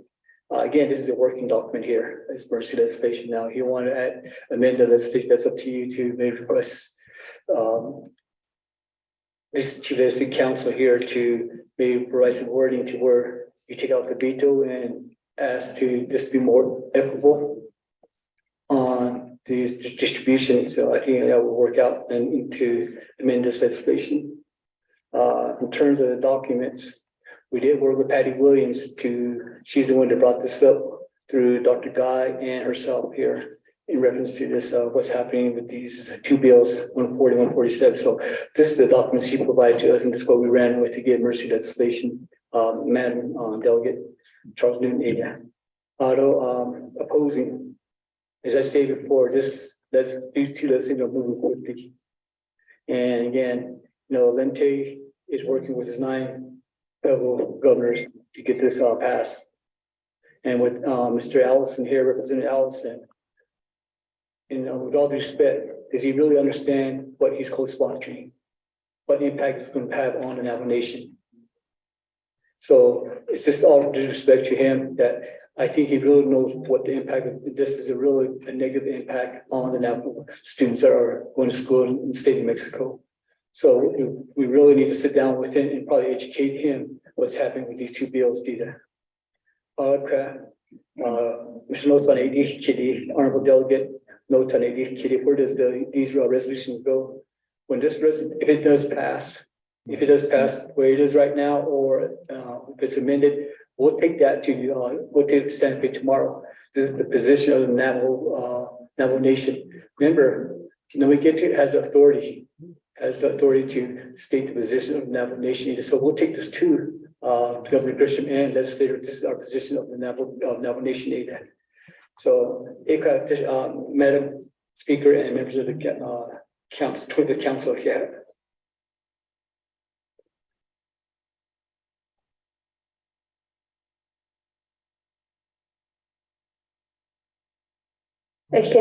Honorable Simpson, we are trying to gather additional information that was requested by Honorable Charles Newton. And we'll send that over once we have those copies.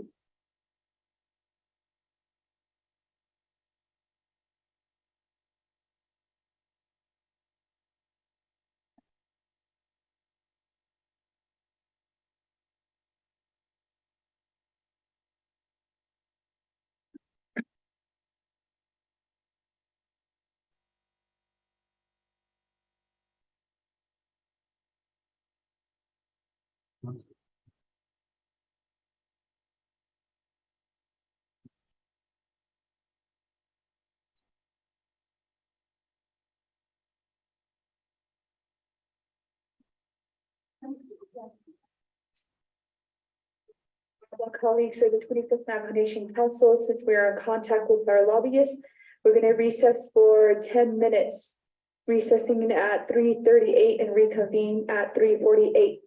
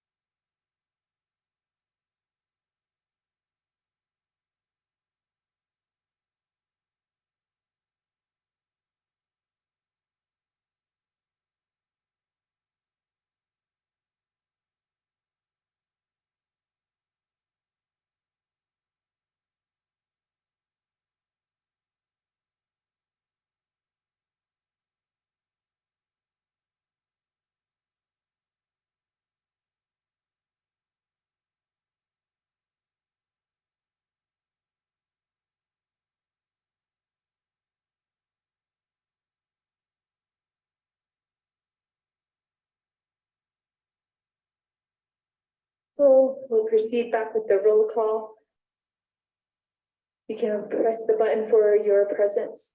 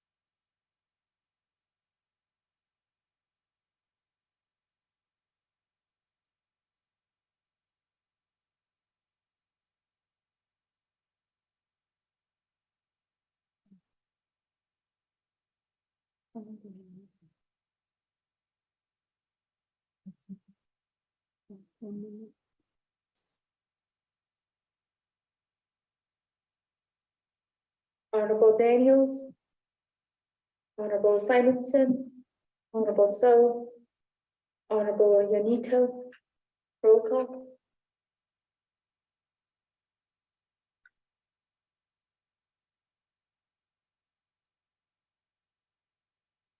Madam Chair, Speaker Curley, I'm on the line. Thank you. Otto So.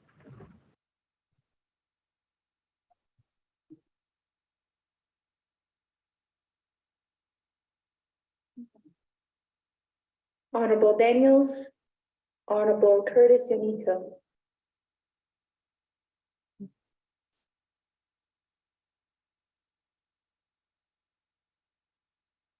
Members of the 25th Navajo Nation Council, we have 21 present.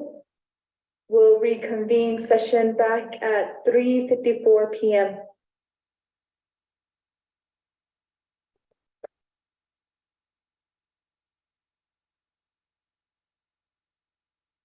Thank you for your patience, your cooperation during our recess to do further outreach to our New Mexico lobbyists. And also, the kidigi,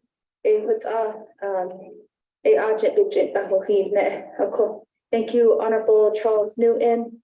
And I'll have further explanation by our legal counsel, Ms. Dana Barbara.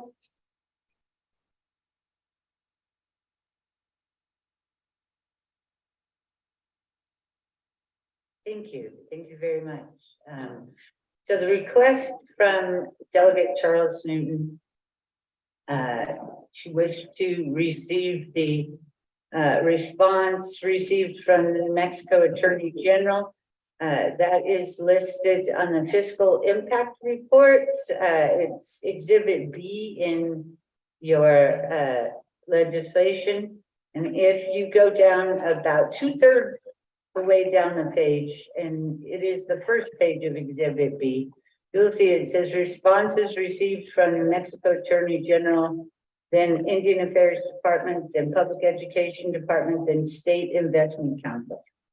And after discussions with our lobbyists, it confirms what I had thought in the first instance, that she did confirm that much like the Navajo Nation, actually, a little history, real quick. Back in 2002, up till 2002, may have been 2004, but I think it was 2002. All Navajo Nation legislations went through what they called the 164 review process. That meant they went to the controller, OMB, the Department of Justice, and then the president before they ever came to council. So you had all these reviews. Navajo still does that on certain types of matters. You will see DOJ review sheets, you'll see executive official review sheets where they go and they're reviewed by the Attorney General's office here and in New Mexico is looking at the proposed legislation and identifying any legal issues. And then if they don't see any legal issues, they check the box. It's legally sufficient. Same thing, Indian Affairs, they go through. And so what this is that this legislation was reviewed by the New Mexico Attorney General. Apparently he did not deem it legally insufficient. He must have deemed it legally sufficient. So long story short, there is no actual letter. There is no actual written verbiage. What it is a review. That's what we found out, and that is consistent with my experience. Thank you, Madam Speaker, back to you. Thank you, Legal Counsel. Honorable Charles Newton. We did get an explanation from our legal counsel. We did reach out to our lobbyist.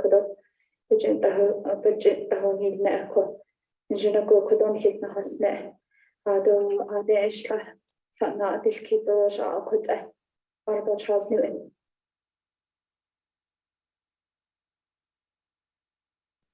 Thank you, Speaker Curley, and thank you, Dana, for the explanation and then also for coming over and talking to me beforehand. Yes, I understand what is being said here. The question that I did ask was whether there were any comments to this legislation, number one. And number two, my New Mexico colleague, just know that I did speak to Representative Allison just now, which is why I left the floor. And he is trying to schedule a meeting tomorrow morning to meet with the delegates to explain the reason why this, I guess this distribution is being proposed.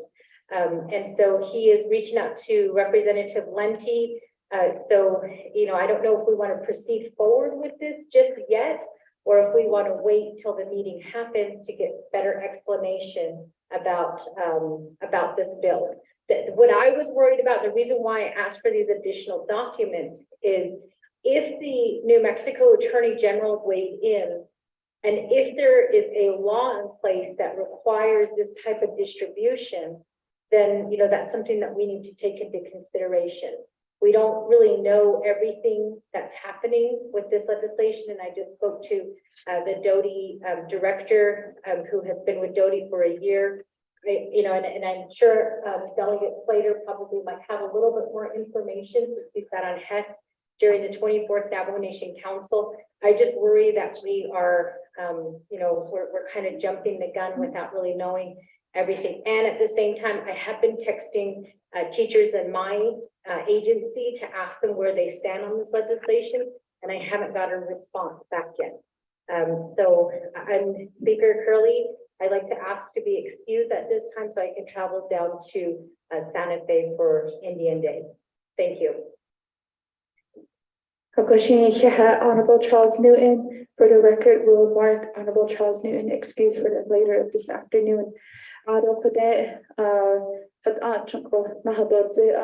our agents and Honorable Simpson, for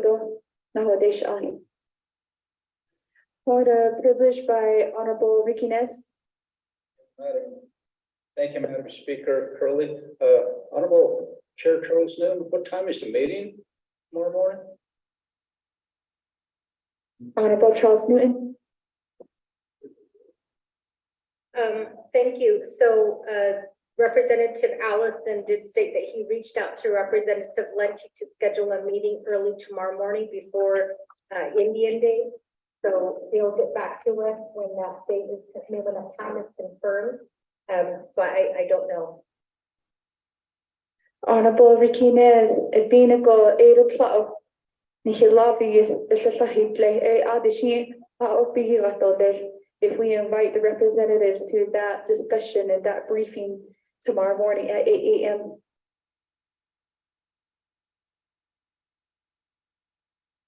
Kokoshi, Master Mahos, just Dr. Andy Nez.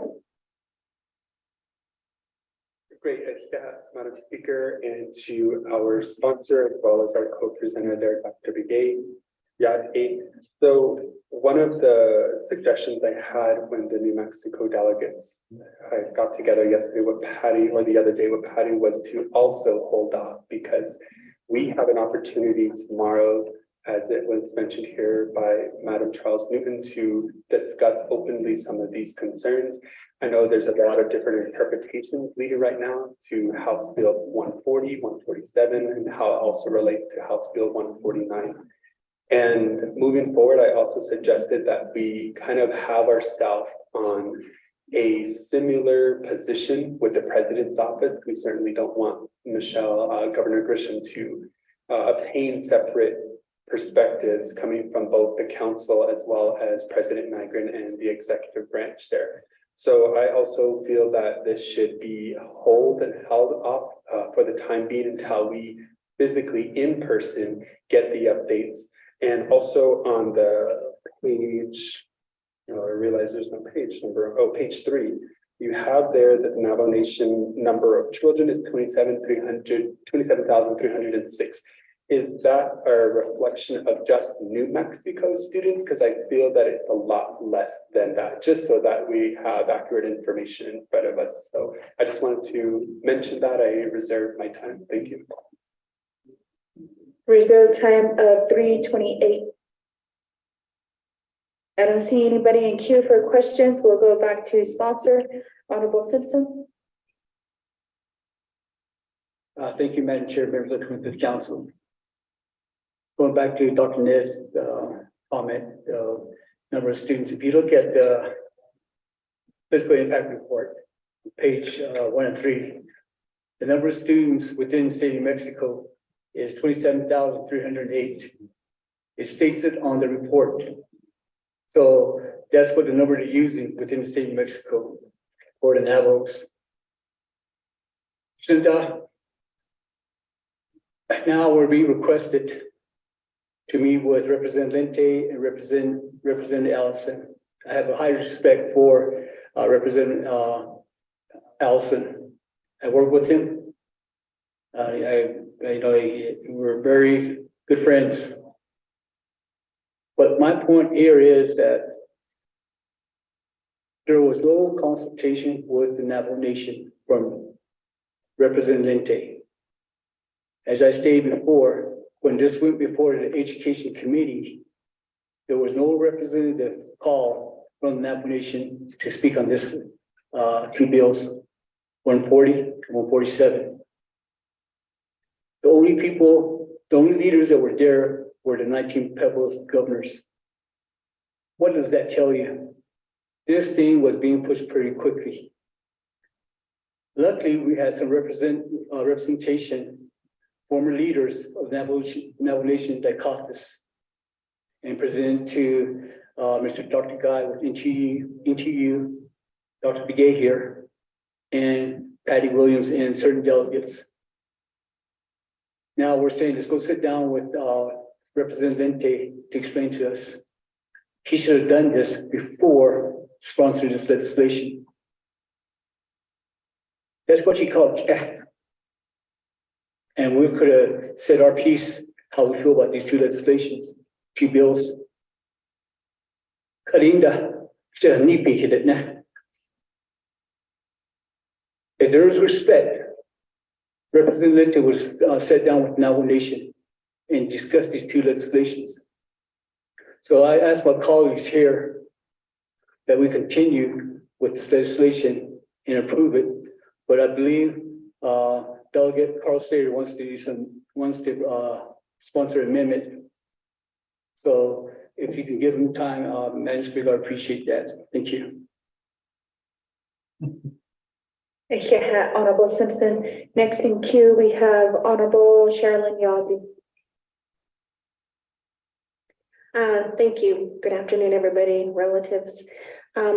So we have been, the 25th council has been in transition and we're 3 weeks in. And I think, you know, a lot of us are still, we need to be working on our relationships with the tribes and Indian country. And perhaps there might be some dialogue opened up with the groups to look at asking for amendment or about the distribution, asking questions about it a little bit more. Reserve my time. Thank you. Reserve time of 4:23. No see anybody else in queue. We'll go back to reserve time. Honorable Slater, 3 minutes and 58 seconds.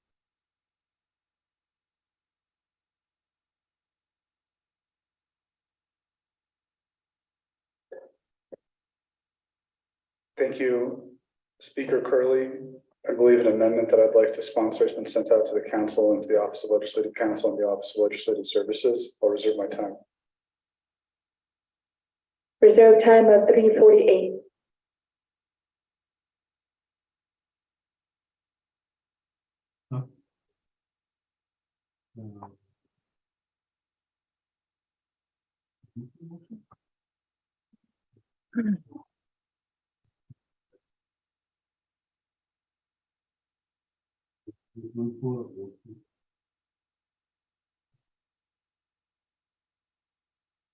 Honorable members of the 25th Navajo Nation Council will have staff read that into the record. That is Amendment 1. I believe it is also under screen. Thank you, Madam Speaker. This is amendment number 1. 1 on page 2, line 28, insert new paragraph as follows. New paragraph 2 underscore. The New Mexico legislature should distribute the funding from the Tribal Education and Indian Education Trust Fund based upon the proportion of tribal students enrolled in the state public education system. If this change is not accomplished in the legislature, then the governor should veto the bill. End of the language. 2, renumber, reletter succeeding paragraphs, sections, and exhibits as necessary and appropriate. The Office of Legislative Services and the Office of Legislative Counsel are authorized to make technical edits to this legislation and its exhibit to implement the council's intent. This amendment supersedes inconsistent language in any other amendments. Madam Speaker. Could I reserve a motion on the floor for amendment number 1? Is there a second?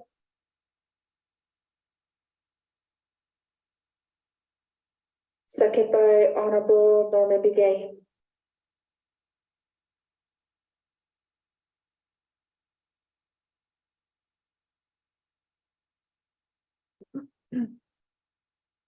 Honorable members of the 25th Navajo Nation Council, are there any comments or questions to Amendment 1? Honorable Toll.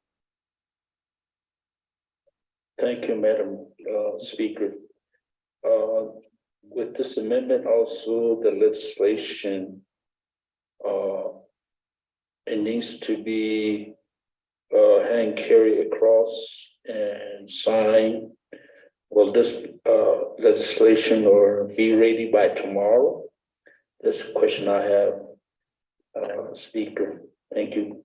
Wait my time. Honorable Toll waives time. There's no one else in queue. We'll go back to the amendment sponsor or amendment motion. Honorable Slater. Thank you very much, Speaker Curley. Delegate Toth, when we do emergency legislations that ordinarily would be NABI committee resolutions, it's my understanding that we don't take them across the street because we're fulfilling as council a responsibility that NABI has. But you can't introduce an emergency NABI legislation. So my sincere hope is that the office will complete the encumbrance of this and get it out the door ASAP. But we can go back to Speaker on that and maybe get her commitment. But before that, can I request to modify my own amendment here if we keep the first paragraph, I misread this amendment. We're gonna keep the this is on line 26. The Navajo Nation hereby opposes New Mexico House Bill 40 and House Bill 47 and strongly urges Governor Michelle Lujan Grisham veto both House bills.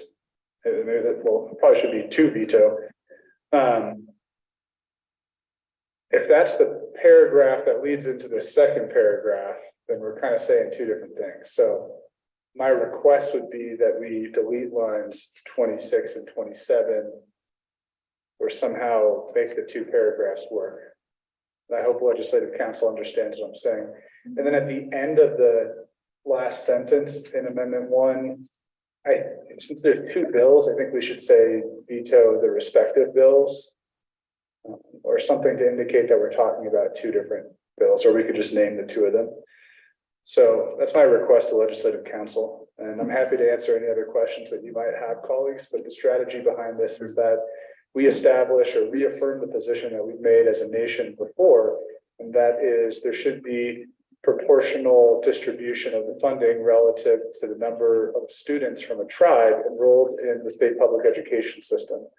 And if the state is attempting to comply with the Ozzie Martinez decision and also the requirements of the Indigenous Education Act, then you're not going to do that if everything ends up getting spread across the board evenly, because there is uneven need. We have 74% of the Native students in the state. We're getting 11.5% in one of the distributions, and I think 14%, I don't know, I lost the page, in the other distribution. So I appreciate Delegate Simpson bringing this legislation forward. I just think that if we don't amend it, then, 90% of zero or 10% of zero is still zero. And if the governor vetoes this, you heard me say before, there might not be a budget surplus next year. Who knows what's going to happen in the energy markets, and the state could be out of money. And I just hope we could still change this when it gets to I think it's Appropriations and Finance Committee, because both of them have left the education committees and been endorsed with a due pass. So we still have an opportunity to amend this at the committee level and potentially thereafter. Thank you, Speaker.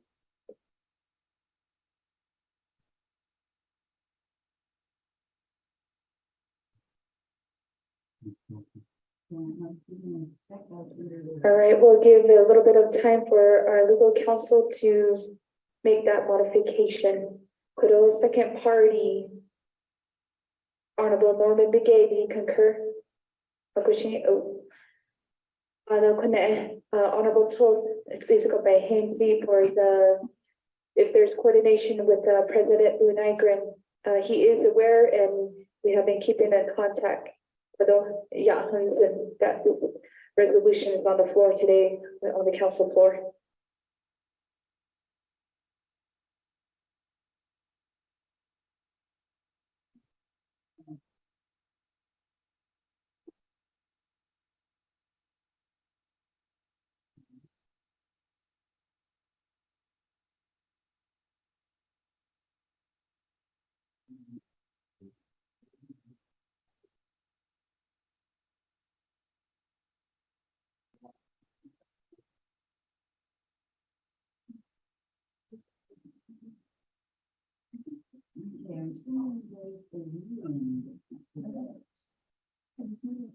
Legal counsel is sending out the new language.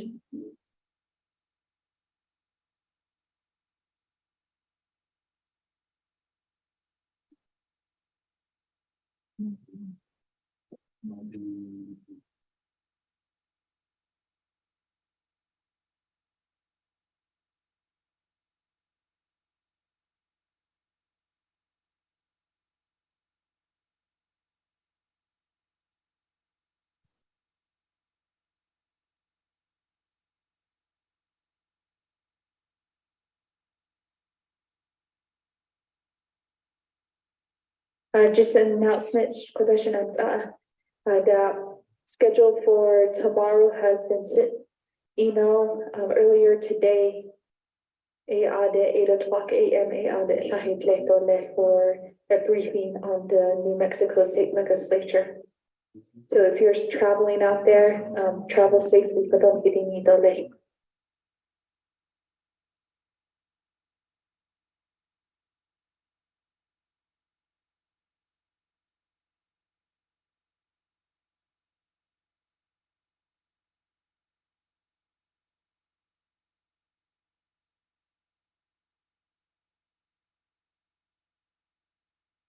Sent it. You know, this is not, I think somebody need to read the modification. Yeah, you already sent it out. Yeah.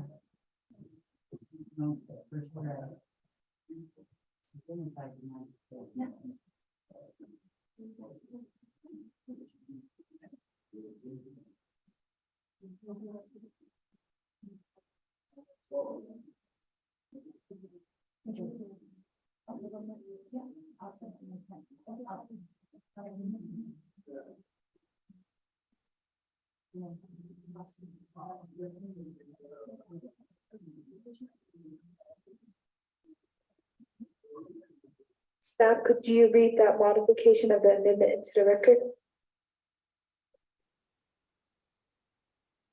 Thank you, Madam Speaker and members of the 25th Navajo Council. The modification, I'll read the modification into the record. Amendment number one. On page 2, delete lines 26 and 27. 2, on page 2, line 28, insert new paragraph as follows. New paragraph. The New Mexico legislature should distribute the funding from the Tribal Education and Indian Education Trust Funds based upon the proportion of tribal students enrolled in the state public education system. If this change is not accomplished in the legislature, then the governor should veto House Bill numbers 140 and 147, end of new language. 3, renumber letters succeeding paragraphs, sections, and exhibits as necessary and appropriate. The Office of Legislative Services and the Office of Legislative Counsel are hereby authorized to make technical edits to this legislation and its exhibits to implement the council's intent. This amendment supersedes inconsistent language in any other amendment. Madam Speaker. Legislative staff for reading the new modified amendment into the record. Honorable Shana and Clark. Thank you and good afternoon. This is Shauna Clark from Chinley, but I believe this new amendment, the modification addresses what I was going to say is that there are 2 House bills, 140 and 147, that are being affected. And then also to our superintendent and then also to Honorable Danny Simpson, thank you for sponsoring this. And I do agree with my colleagues. They made valid points today. Listening to Delegate Sherilyn Yazzie, I also agree that we meet with mutual respect with our fellow neighbors of the neighboring indigenous tribes, the Pueblo tribes. But also thinking about that, I know that our speaker has just recently taken her oath as speaker, but maybe to focus on New Mexico tribal engagement plans with our Pueblo neighbors as well as other tribes out there. And then to see if we can establish lines of communication with them. And then also to those that are traveling to Santa Fe, thank you for being the voice for the Navajo people, especially for our children.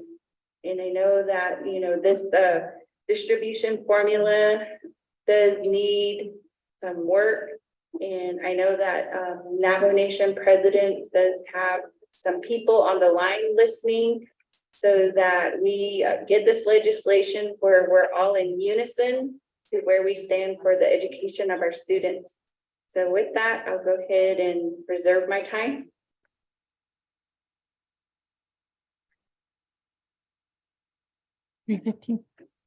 Reserve time of 3:15. Honorable Autoso.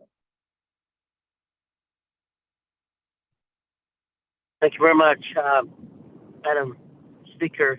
Can you hear me, first of all? Yes, Honorable. Yes.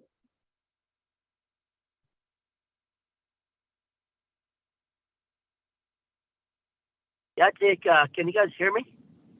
Sorry. Yes.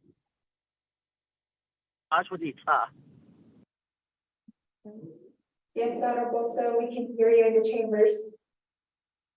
Okay, thank you very much. I wasn't too sure. The position of this particular legislation and on the amendment that is being proposed. I certainly agree with the amendment, and also, with the what's going on in New Mexico. Not only in New Mexico, in Utah and Arizona at the state level. And I'm glad that our lobbyists has their eyes and ears out for us on a lot of these legislations that are going through the state legislature. But to the legislation that's going through the state legislature, I'm sure they're following some sort of formula. And earlier, Honorable Nez, Dr. Andy Nez, spoke about giving us some time and getting more information pertaining to the formula. And I really would like to see what type of formula they are utilizing pertaining to this move these dollars out from the New Mexico State Education Trust Fund. I'm sure they have a policy that's in place, and I think that's one area that we need to get information. And if they are going against, if they are following their policies and procedures pertaining to distribution of funds, that's the state's policy and procedure that they are abiding by. But again, Dr. Begay's concern pertaining to the ratio of number of students, that's how the education dollars should be normally divided up. But it's good that the nation is raising this concern, and hopefully we do shed more light to this at the state level. The other is that these formulas, we really need to have a dialogue with the with the three states on how funding formulas are that the state legislature utilizes. That way, when we know that there's a bill coming through as such as this education formula that New Mexico has, that way we're aware of it. And if any law that needs to be changed, that's when the nation presses the state legislatures to change certain policies. And that's where we are effective. The Navajo Nation Council. Yes,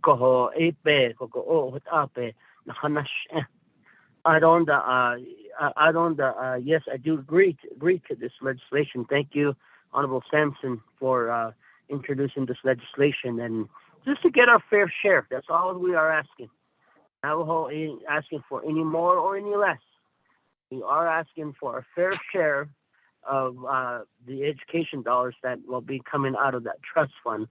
And based off of that, you look at the enrollment on our Navajo students in New Mexico, definitely we have a huge enrollment number, versus a school district that's within our neighboring tribe. But we are standing by the number of students, and that speaks to population, the Nene student population that we are talking about. And just like Honorable Shauna Ann Carr indicated, we're doing it for our children. We are asking for the fair share of funding on behalf of our Navajo students and our Indian students that are attending the public schools in New Mexico. I'm going to reserve the rest of my time. Thank you. 34 seconds. Honorable Arvizo. To the amendment. Madam Speaker, Ado Kodo, Baseball Andy, Glenigi 25th Navajo Nation Council. Thank you. Aro Kodo, amendment Oshagi, a court deeded Ani, lay Santa Fe, the Halega, I don't need one that Joe Quaggy so night the kid. Not Oban's case of the doctor, I see the net eye, see Yego, she Carter. I need the president not nil. I don't the baseball until all you not nil. Adas in on schemes of wings and on song once education. A cordicious yard echo o painted jato aron the Dundee. New Mexico are in the Kagoshi are in the ideal kiddo. They just are based effort cargo. A co or what that is Nichols Kashi I seen the ideal kiddo. Baseball Annie Glenigi. I reserve my time, Madam Speaker. Reserve time of 3:56. Honorable Jesus to the amendment. Yeah, thank you, Madam Speaker, Curly, Ardo, colleagues of the 25th Navajo Nation Council. You know, again, this is a very good initiative, and I am in support of the amendments that were recommended for this particular legislation that is currently there at the state capitol with the state of New Mexico. Oftentimes, you know, in a public school system, our minority population, which is us Native Americans, are usually left out of that equation in any type of analytics retrieval. And with that, I really think that the state of New Mexico should have made it a point, since the Navajo Nation does have the highest number in terms of students in the New Mexico school system, to be at the forefront of that discussion as well. Akoko, again, you know, our advocacy here is for a younger generation, and this is a really good initiative. And let's just go ahead and vote on this and get this revised legislation going, so we could have it at the state capitol, maybe with Madam Speaker, with it in your hands when we're going to start this dialogue with Governor Michelle Lujan Christian. For all the delegates that have a special interest with our younger generation here on Navajo Nation, and it is a very good initiative. I reserve my time, Madam Speaker. Yeah. Reserve time of 3:30. With there's no additional questions, we'll go back to the amendment sponsor, Honorable Slater.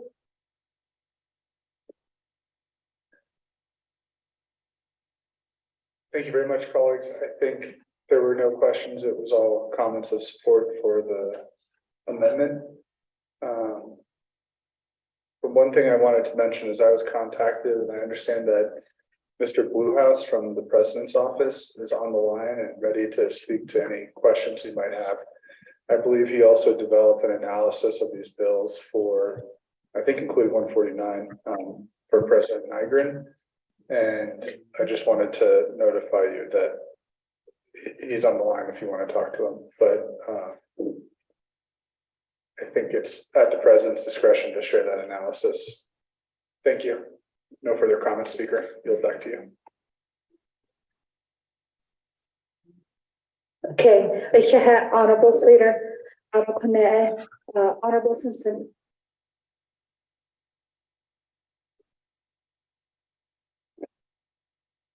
Madam Speaker, we get back a main motion. I'd like to have Dr. Gay say a few words again. Thank you.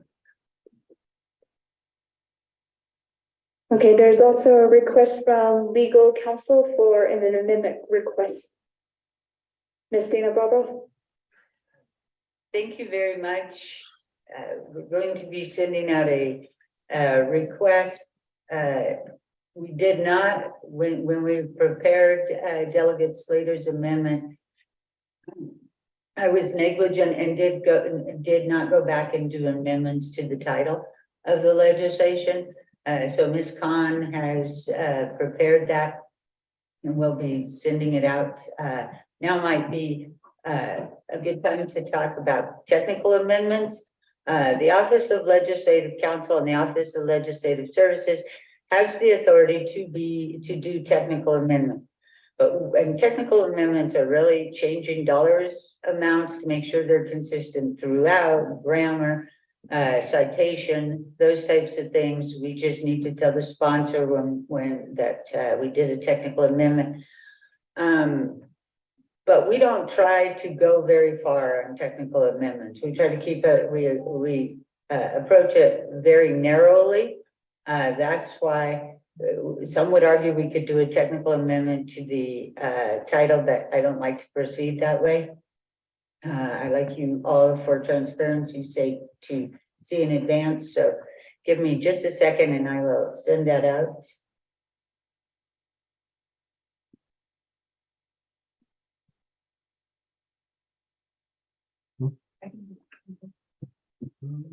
Yeah. Thank you, Ms. Barbara. I will go back. I don't see anybody else in queue for any questions. We'll go back to reserve time. Honorable Claw with 3 minutes and 15 seconds to the amendment.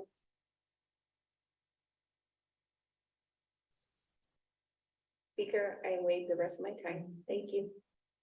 Honorable Claw waives time. Honorable Otto So, 34 seconds. Reserve time. I wait my time. Honorable So waives time. Honorable Stephen Arvizo, 3 minutes and 56 seconds, waives his time. Honorable Jesus, 3 minutes and 30 seconds, reserve time. Madam Speaker, I waive my time. Honorable Jesus waives time.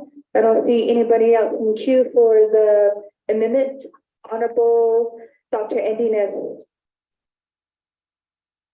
Thank you, Madam Speaker. Just to reiterate that, again, I think this decision comes prematurely. I think that we have an opportunity in less than 24 hours to speak directly to the sponsors there at the state level. And I think this amendment could be strengthened or maybe refined or using a different formula or percentage that would help reflect a much more deeper understanding from what Representative Lente and his co-sponsors are proposing with this bill. And I know what passed the first bill, the first committee at the state level and moving forward, but I think just I would caution myself just to learn more about what this bill entails and hear it to them directly so that we take some of that information back to propose, even if we're in opposition, to propose an amendment that reflects the best interests of this council and help us understand. And I am fully support of, equity, giving our students that opportunity to be treated and to be deemed fairly. I am a former classroom teacher within the state of New Mexico, currently licensed as well to teach. So I understand those conditions. And I understand that, yes, the Navajo Nation does vary in size in a lot of ways. And I'm interested in learning how that looks, but I just wanted to make that known here to my colleagues and just, put that out there as well. Thank you. I reserve my time. Reserve time at 3:31. Honorable Sater, to your comments.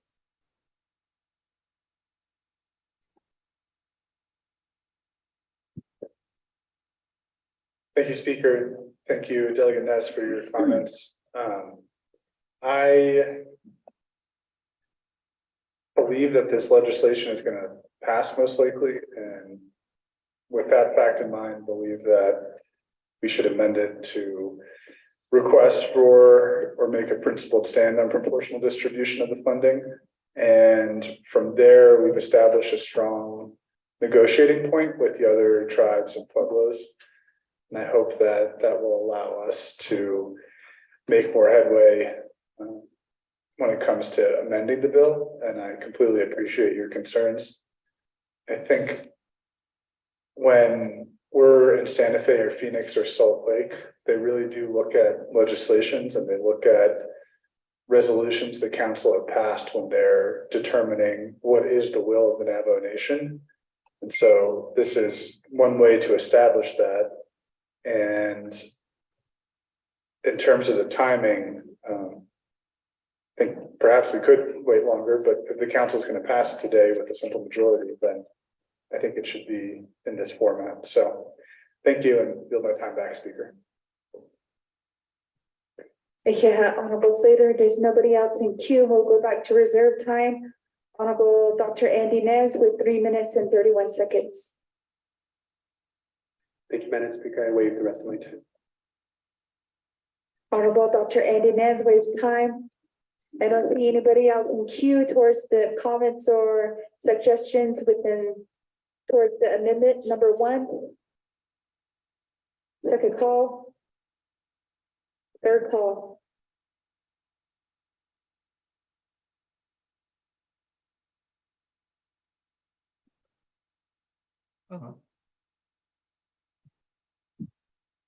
Honorable Slater. Thank you. Did, in that amendment, does it amend the title? Did Ms. Bobroff do that?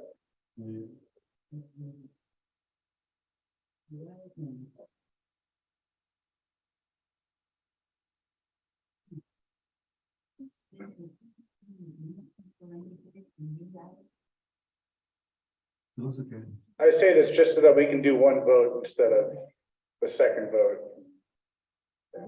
We'll have a legal counsel work with the staff to put that on the board.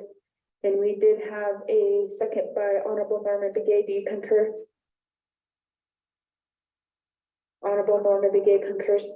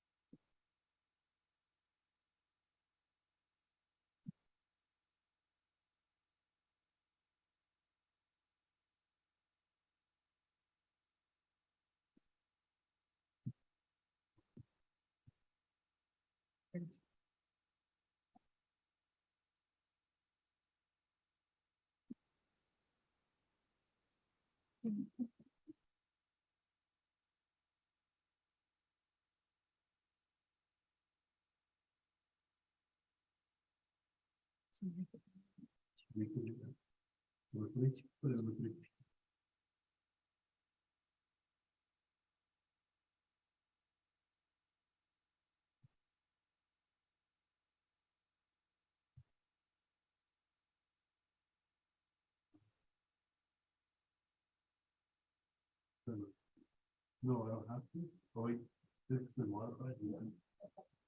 So let me continue with the modification.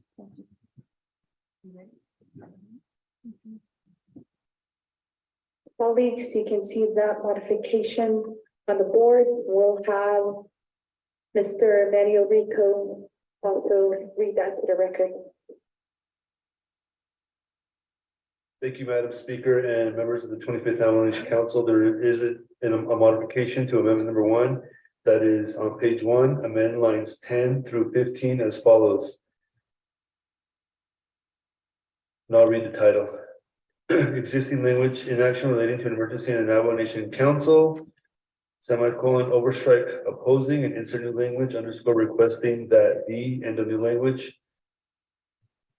Existing language, New Mexico House Bills number 140 and number 147 relating to a tribal education trust fund and an Indian education trust fund be amended such that overstrike, comma, and urging Governor Michelle Lujan Grisham to veto both these bills, end of overstrike, new language underscore, the New Mexico legislature distribute the funding from the tribal education and Indian education trust funds based upon the proportion of tribal students enrolled in the state public education system. And if the New Mexico legislature does not accomplish this, then the governor should veto House Bill numbers 140 and 147.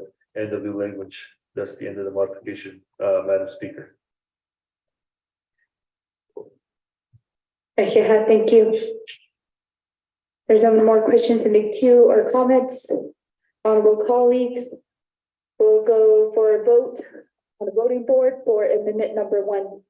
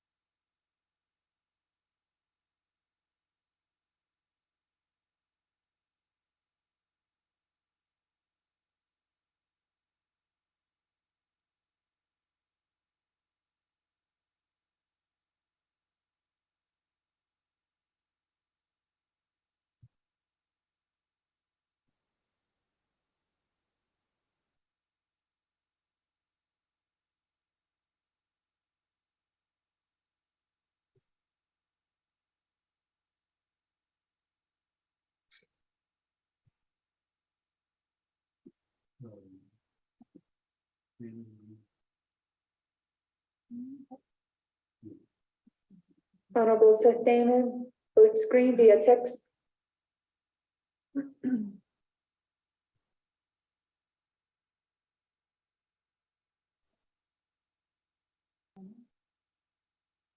Honorable Herman Daniel, vote screen via text.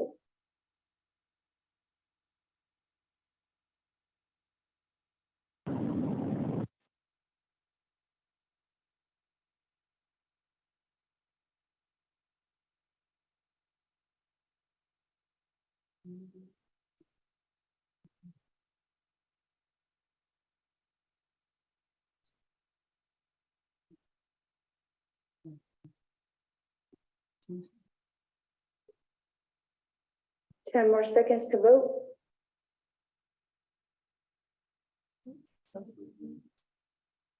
Honorable So, vote screen via text. Honorable Simpson, vote screen. Honorable Vince James. Honorable Curtis Yanito.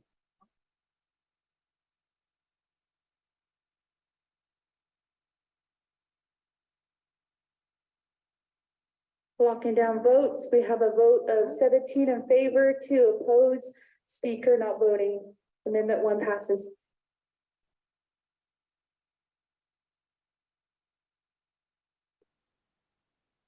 Honorable colleagues, we are back on the main motion for legislation 0012-23. I don't see anybody in the queue. We do have reserved time. Honorable Carl Slater with 3 minutes and 48 seconds.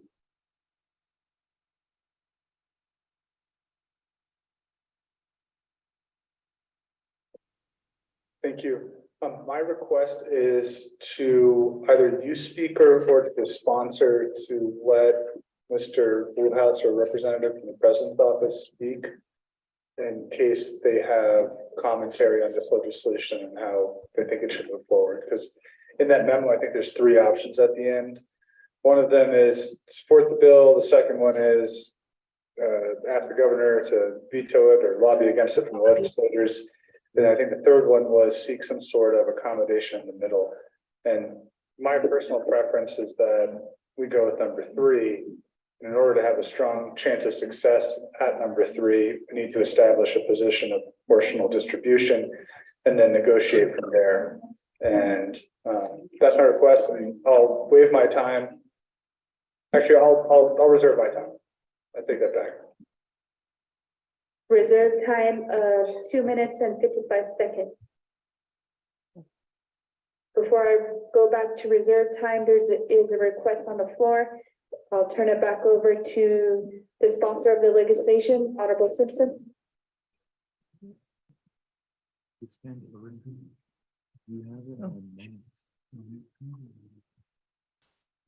Thank you, Madam Speaker, members of the council and guests. You know, we talked about working together with all 3 branches, and I think it will be a good time to have Mr. Woodhouse give his statement from the executive branch, Madam Speaker, and members of the council. Staff, could we connect Mr. Woodhouse from the office of the president and vice president? He's on. He's on. Mr. Woodhouse, if you can unmute. Madam Speaker, can you hear me? Yes, we can hear you. You can go ahead with your response. Thank you very much. Madam Speaker, I appreciate the opportunity to present the legislative analysis and also want to thank Delegate Slater for the opportunity to present this analysis. HB 140 is a part of several 2 other bills. They're interrelated, and these are primarily HB 147, the Indian Education Fund Distribution, and HB 149, PED Native American Funding. And so related to this legislation is what they call the Tribal Remedy Framework, the TRF, which is a multi-tribal effort to address the court's findings in the Yazzie Martinez decision. In December of 2019, members of the Navajo Nation Council, as well as the Department of Education, participated in the development of the Navajo Nation's contributions to the tribal remedy framework. And so together, HB 140, HB 147, and the TRF, as well as HB 149, addressed the Yazzie Martinez court decision of 2018, which held that the state of New Mexico did not constitutionally provide sufficient educational resources for Native American students in New Mexico. And so the support for HB 140, 147, and 149 also includes the primary party, Wilhelmina Yazzie, as well as the Transform Education New Mexico and the New Mexico Education Association, as well as the Native American Budget Policy Institute, the New Mexico School Board Association, the Tribal Alliance, and the New Mexico Center on Law and Poverty.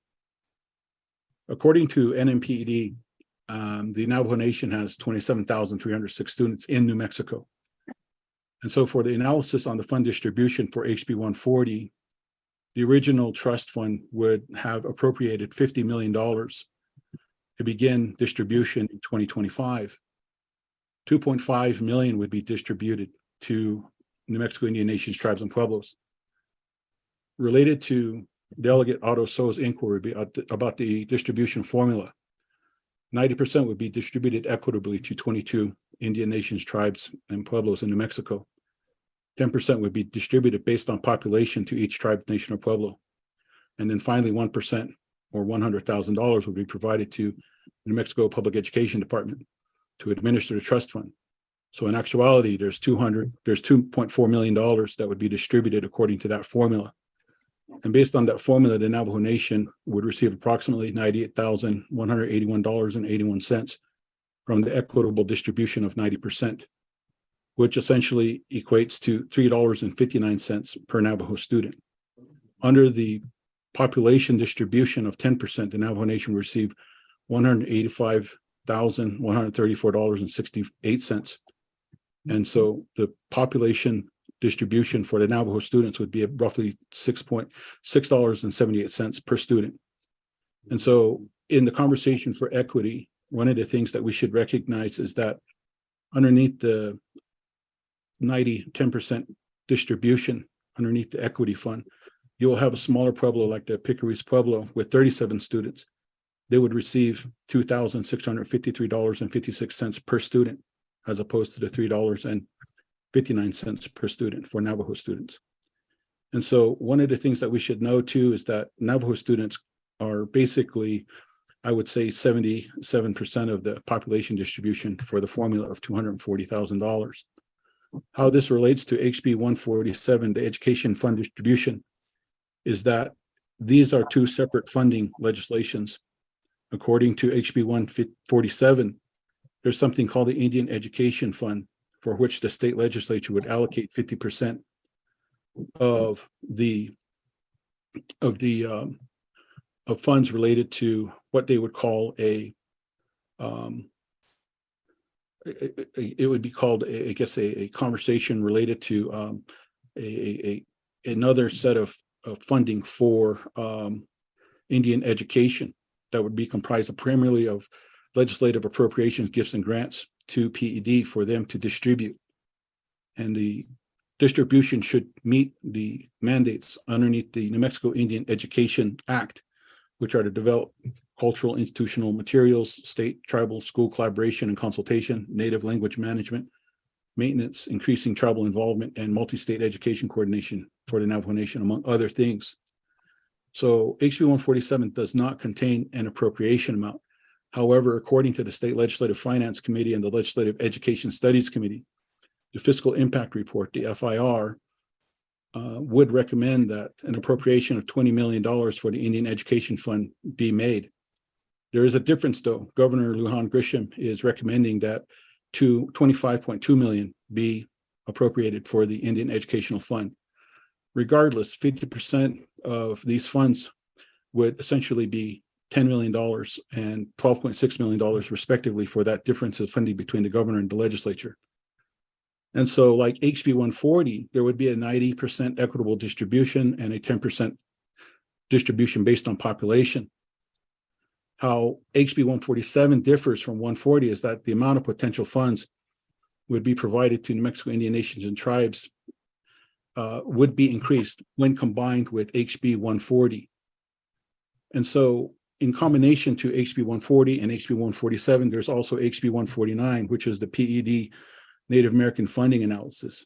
And according to this legislation, PED would request 40% of the 1.25% of a land grant permanent fund distribution to public schools in the amount of $94 million. And that amount would be multiplied by the proportion of Native American students, which is 33.8 thousand Native American students in New Mexico. And that represents about 10.7% of the student population, total student population of 314,000. And so of that amount, according to the calculation and formula, the resulting amount would be about $4 million to be appropriated by the state legislature to be distributed to Native American tribes, pueblos, and nations in New Mexico, or to be distributed to the Indian Trust Fund, which would then essentially be distributed by that 90%, 10% distribution fund. And in that, from the fiscal year of 2023, the Navajo Nation received $300,000 from the, at that time, $2 million in the Indian Education Fund.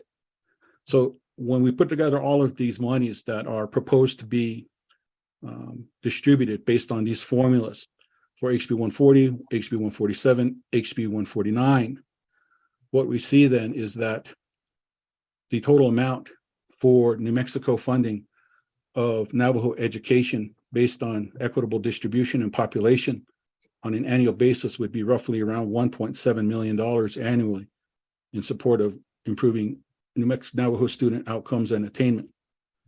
And so in the discussion related to the legislative analysis is that when we do the calculations and we do a comparative analysis, HB 140 and HB 147 will provide 3 times more funding for Navajo Nation in comparison to the average funding that Pueblo and Apache tribes would receive.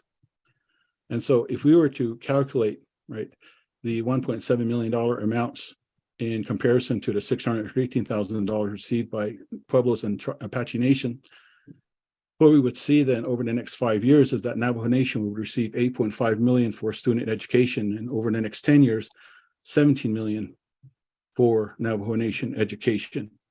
And so an additional pre-existing PED appropriation for tribal community-based learning in FY 2022 provided $1.1 million. And so while HB 140 was the initial legislative focus, their analysis has expanded to include other interrelated legislation, HB 147 and HB 149, and together these bills are intended to address a significant portion of the Yazzie Martinez findings through tribally developed TRF. And so, as previously suggested on the 1090 distribution formula for HB 190, right, if we were to look at another conversation, say that we wanted to change the formula around to say 10% should be about equitable distribution, or 90% should be about population-based funding, then you'd have $10,909 going to each tribe in New Mexico, with underneath the 90% population-based distribution, you essentially get $1.6 million for Navajo education. Now, the point that was raised in my research by our colleagues in New Mexico is that with $10,909 distributed based on a population, no one would have enough money for a FTE for the hiring of technical support staff to implement tribal educational mandates or cultural curriculum development. And so that was sort of one of the primary conversations related to the distribution percentage formulas that were included in HB 140 as well as in HB 147. And so moving forward then, one thing is that, New Mexico leaders who have expressed concern or opposition to the Indian education bills obviously are Michelle Lujan Grisham, from which my information gathering is reportedly to have put the issue related to Indian education support bills in essentially 2 ways. One, it's either I support Indian education or I support capital outlay. And so one thing is that it will likely rely upon the Navajo Nation's position for further consideration and justifications for her opposition or support to the Indian education bills. And so that being said, then the Navajo Nation does have a very, very influential voice in determining whether or not this bill is passed or not.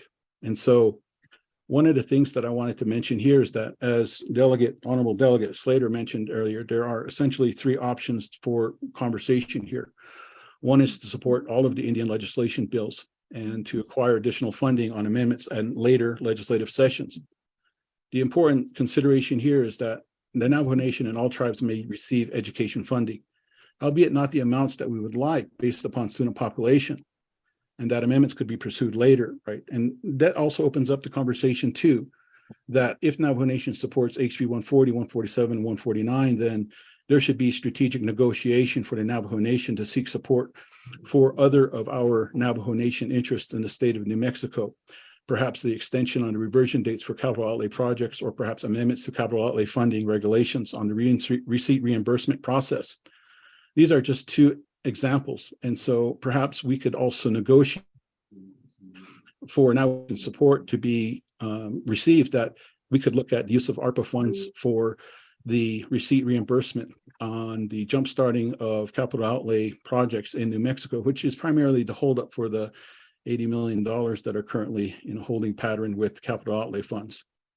The second part is that Navajo Nation doesn't support HB 140, 147, and 149 as this legislation intends, the Navajo Nation Council's legislation that discussion intends.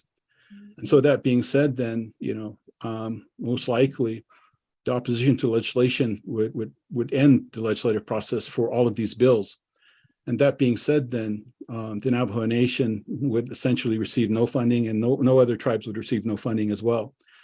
And the other part is that in consideration in terms of the relationships that were expressed earlier, preserving them, is that, in combination with the unified and organized effort to support these legislation bills, we have essentially 21 other tribes, as well as multiple organizations and entities across the state of New Mexico, among them teachers, in support of this legislation. And so to claim that the Navajo Nation doesn't support it may raise considerations for, how this will be handled in terms of messaging, in terms of perceptions for the Navajo Nation leadership. And so that being said, then this issue is that, if it does end, nobody gets no money. And as Delegate Slater mentioned earlier, right, the third option was that the Navajo Nation tries to negotiate the distribution formula.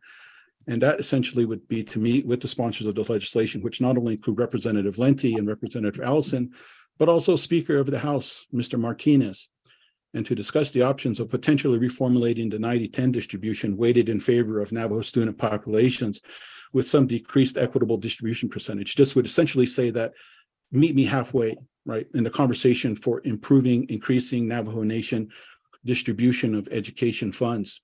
And we would look at the conversation that perhaps there would be changes to the funding formula.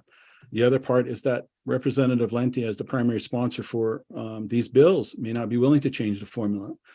And so either way, changes to a formula are going to be opposed by other New Mexico tribes, which are going to receive less funding. And so the essential position for the legislative analysis provided for the Office of the President, Vice President, and now shared to you, is that it has taken a neutral, non-positional stance in recognition and respect for the leadership's decision-making responsibilities. And so these are the three conversations related to options.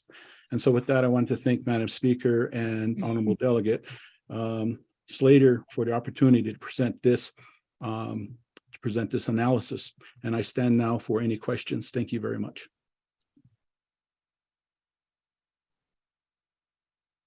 Thank you, Mr. Milton Bluehouse from the Office of the President and Vice President. I do believe that analysis was emailed to the 25th Navajo Nation Council. There's nobody new in the queue for comments or questions. We'll go back to reserve time. Honorable Nathan Nota with 2 minutes and 12 seconds. Honorable Nota waives his time. Reserve time, Honorable Dr. Andy Nez with 3 minutes and 28 seconds. Thank you, Madam Speaker. Mr. Milton Bluehouse for the analysis there. I think that just prefaces and reaffirms my position that the more we know, the better we are to make a position on behalf of the Navajo Nation Council and the Navajo Nation. Again, they brought in a different interpretation than what the council had previously voted to amend. And I think it's important for this body to understand the significance of having a formal or unified position as we move forward, so that our colleagues there at the state level are not receiving different perspectives. So I just wanted to mention that. Thank you. I reserve my time. Reserve time of 2:48. Madam Speaker, this is Milton Blue House. Honorable, on reserve time, we have Honorable Sherilyn Yelsey with 4 minutes and 23 seconds. Thank you for the analysis that really lets me know the direction that I would vote for. I really do want to work on relationships with all of the tribes around us. And I know that, you know, these past 3 weeks, everybody has been in all the different states, talking with all of the leaders. And I think this is just another opportunity to make sure that we are on the same page, we have the same message, that we are in consensus, because then it jeopardizes, you know, education or any kind of other funding. I think we need to be able to have a voice there. So thank you for the analysis, and I waive the rest of my time. Honorable Yazzie waives time. We'll go back to responses for the sponsor of the legislation, Honorable Simpson. Thank you, Madam Speaker, members of the council. Okay, and I get this sheet. Yeah, again, Mr. Bill, thank you for your analysis and all the stuff on the report you had. Madam Chair, Madam Speaker, and I reiterate this one more time. The Navajo Nation was not consulted on these two bills.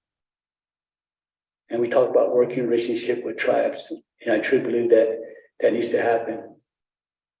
But all these tribes have to come together. And why were the 19 Pueblo governors were the only ones invited to the Education Committee to look at these two bills, plus again, another bills that one point now was just mentioned. So this was moving at a fast pace. And basically, I think the Navajo Nation itself being apprised of what's happening, being apprised of these three bills now, it's going to slow down. But again, the Navajo Nation was not consulted with on these three bills. If there is respect for other tribes to work with Navajo Nation, Mr. Lente would sit down with us to discuss these proposed bills. And I'm all for it. It's just the council working together, but working with other tribes.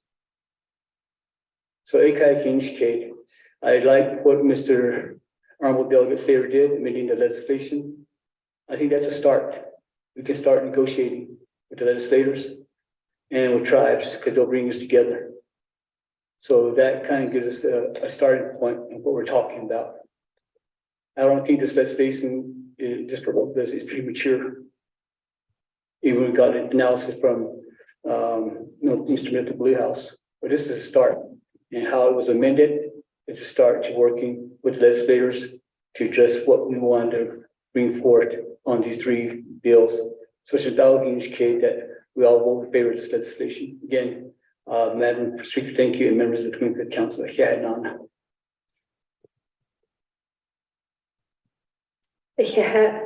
Honorable Simpson for the clarification on some of the questions and comments.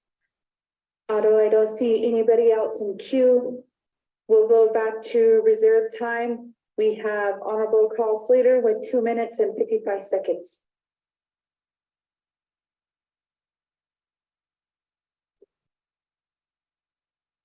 Thank you, Speaker, and thank you to the sponsor of the legislation. I'm going to vote green for the legislation.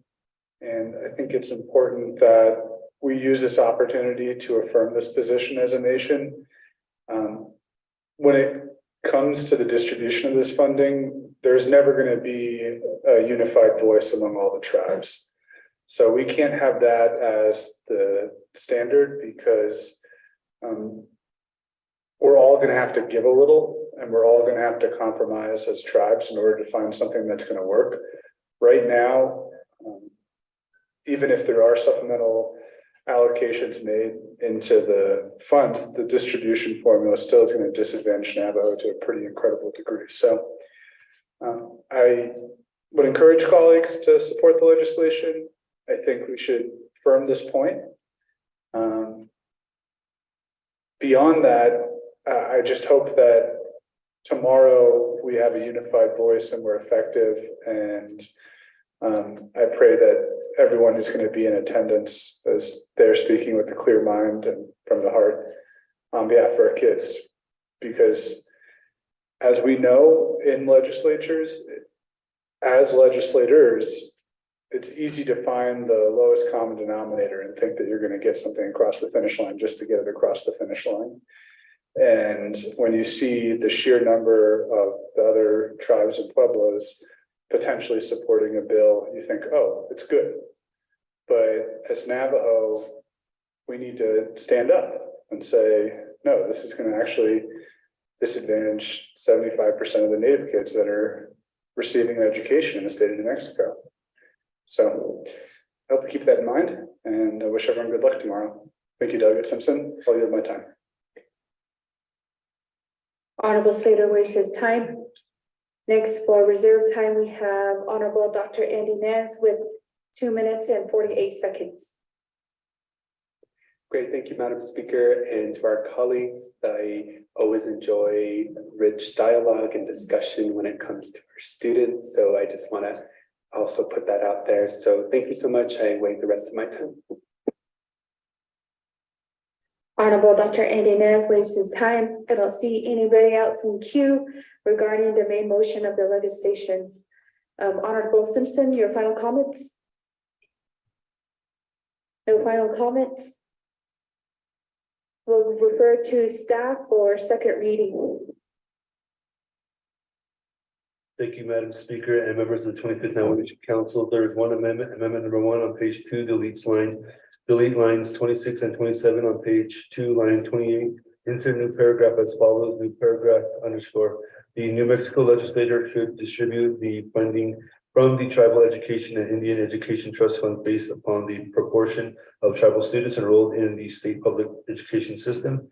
If this change is not accomplished in the legislature, then the governor should veto HB numbers 140 and 147 in the new language. 3 on page 1, amend lines 10 through 15 as follows. After the Navajo Nation Council, overstrike opposing, insert underscore requesting that the in the new language. After the words amended such that, overstrike comma, and urging Governor Michelle Lujan Grisham to veto both these bills. End of overstrike, new language underscore. The New Mexico legislature distribute the funding from the Tribal Education and Indian Education Trust Funds based upon the proportion of tribal students enrolled in the state public education system. And if the New Mexico legislature does not accomplish this, then the governor should veto HB numbers 140 and 147, end of new language. 4, renumber letters succeeding paragraphs, sections, and exhibits as necessary and appropriate. The Office of Legislative Services and the Office of Legislative Counsel are authorized to make technical edits to this legislation and its exhibits to implement the council's intent. This amendment supersedes inconsistent language in any other committee amendment or any other amendment. Madam Speaker. Thank you, Mr. Emmanuel Rico, for the reading into the record of the legislation. With that, colleagues, we have legislation 0012-23 before us, and we'll go to the drawing board for the main vote.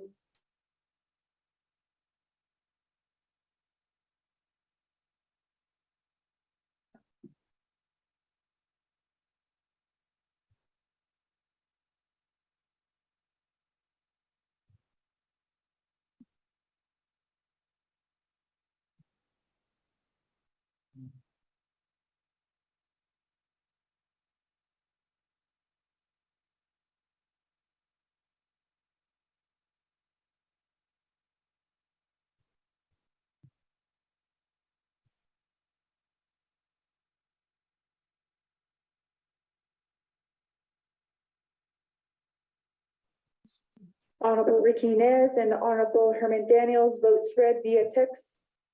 Honorable Simpson votes red or green via text.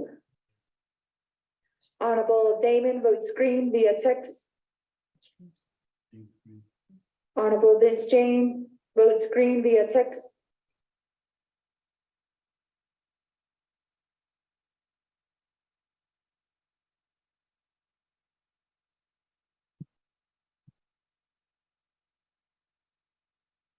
Madam Speaker, this is Delegate Jesus. I vote green.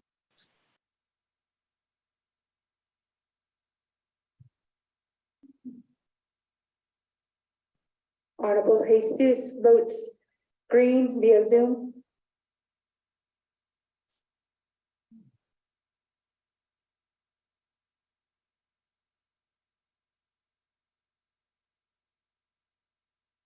We have 20 seconds for a vote.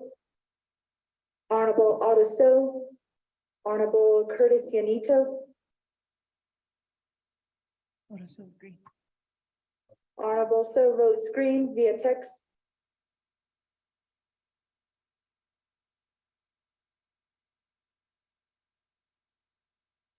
Blocking down votes, we have a vote of 18 in favor and 2 opposed and speaker not voting. Motion passes.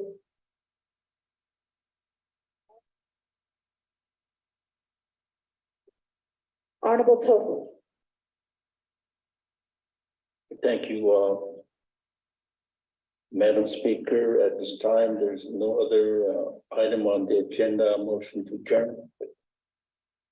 There's a motion on the floor to adjourn, second by Honorable Arvizo.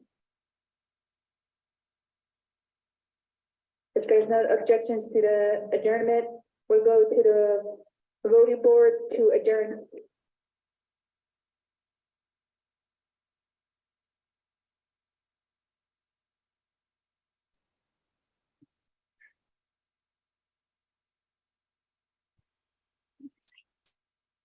Oh, is that what it is? Oh, these are the new ones? Just put that. I don't know what it is. Yeah, that's what it is. I'll send you the engineer. I'll put it to. Madam Speaker, Delegate Jesus votes green for adjourn.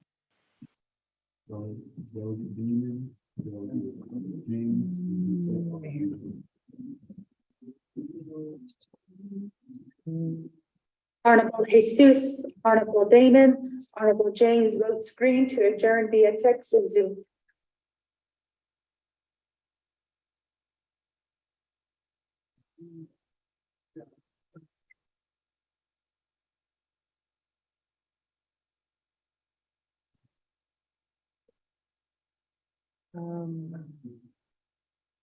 Daniel's green. Daniel's green. Honorable Herman Daniels votes green to adjourn via text. Rick Nez.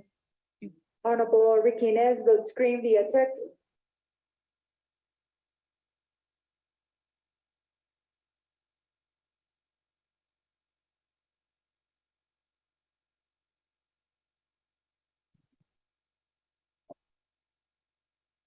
Thirty seconds to vote. Honorable Otto So, Honorable Curtis Yanito.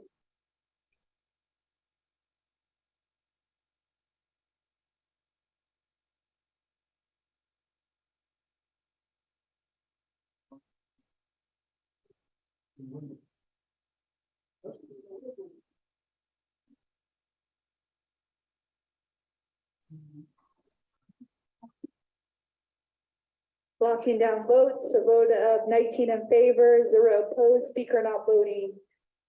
Colleagues, thank you, and we adjourn at 5:15 p.m.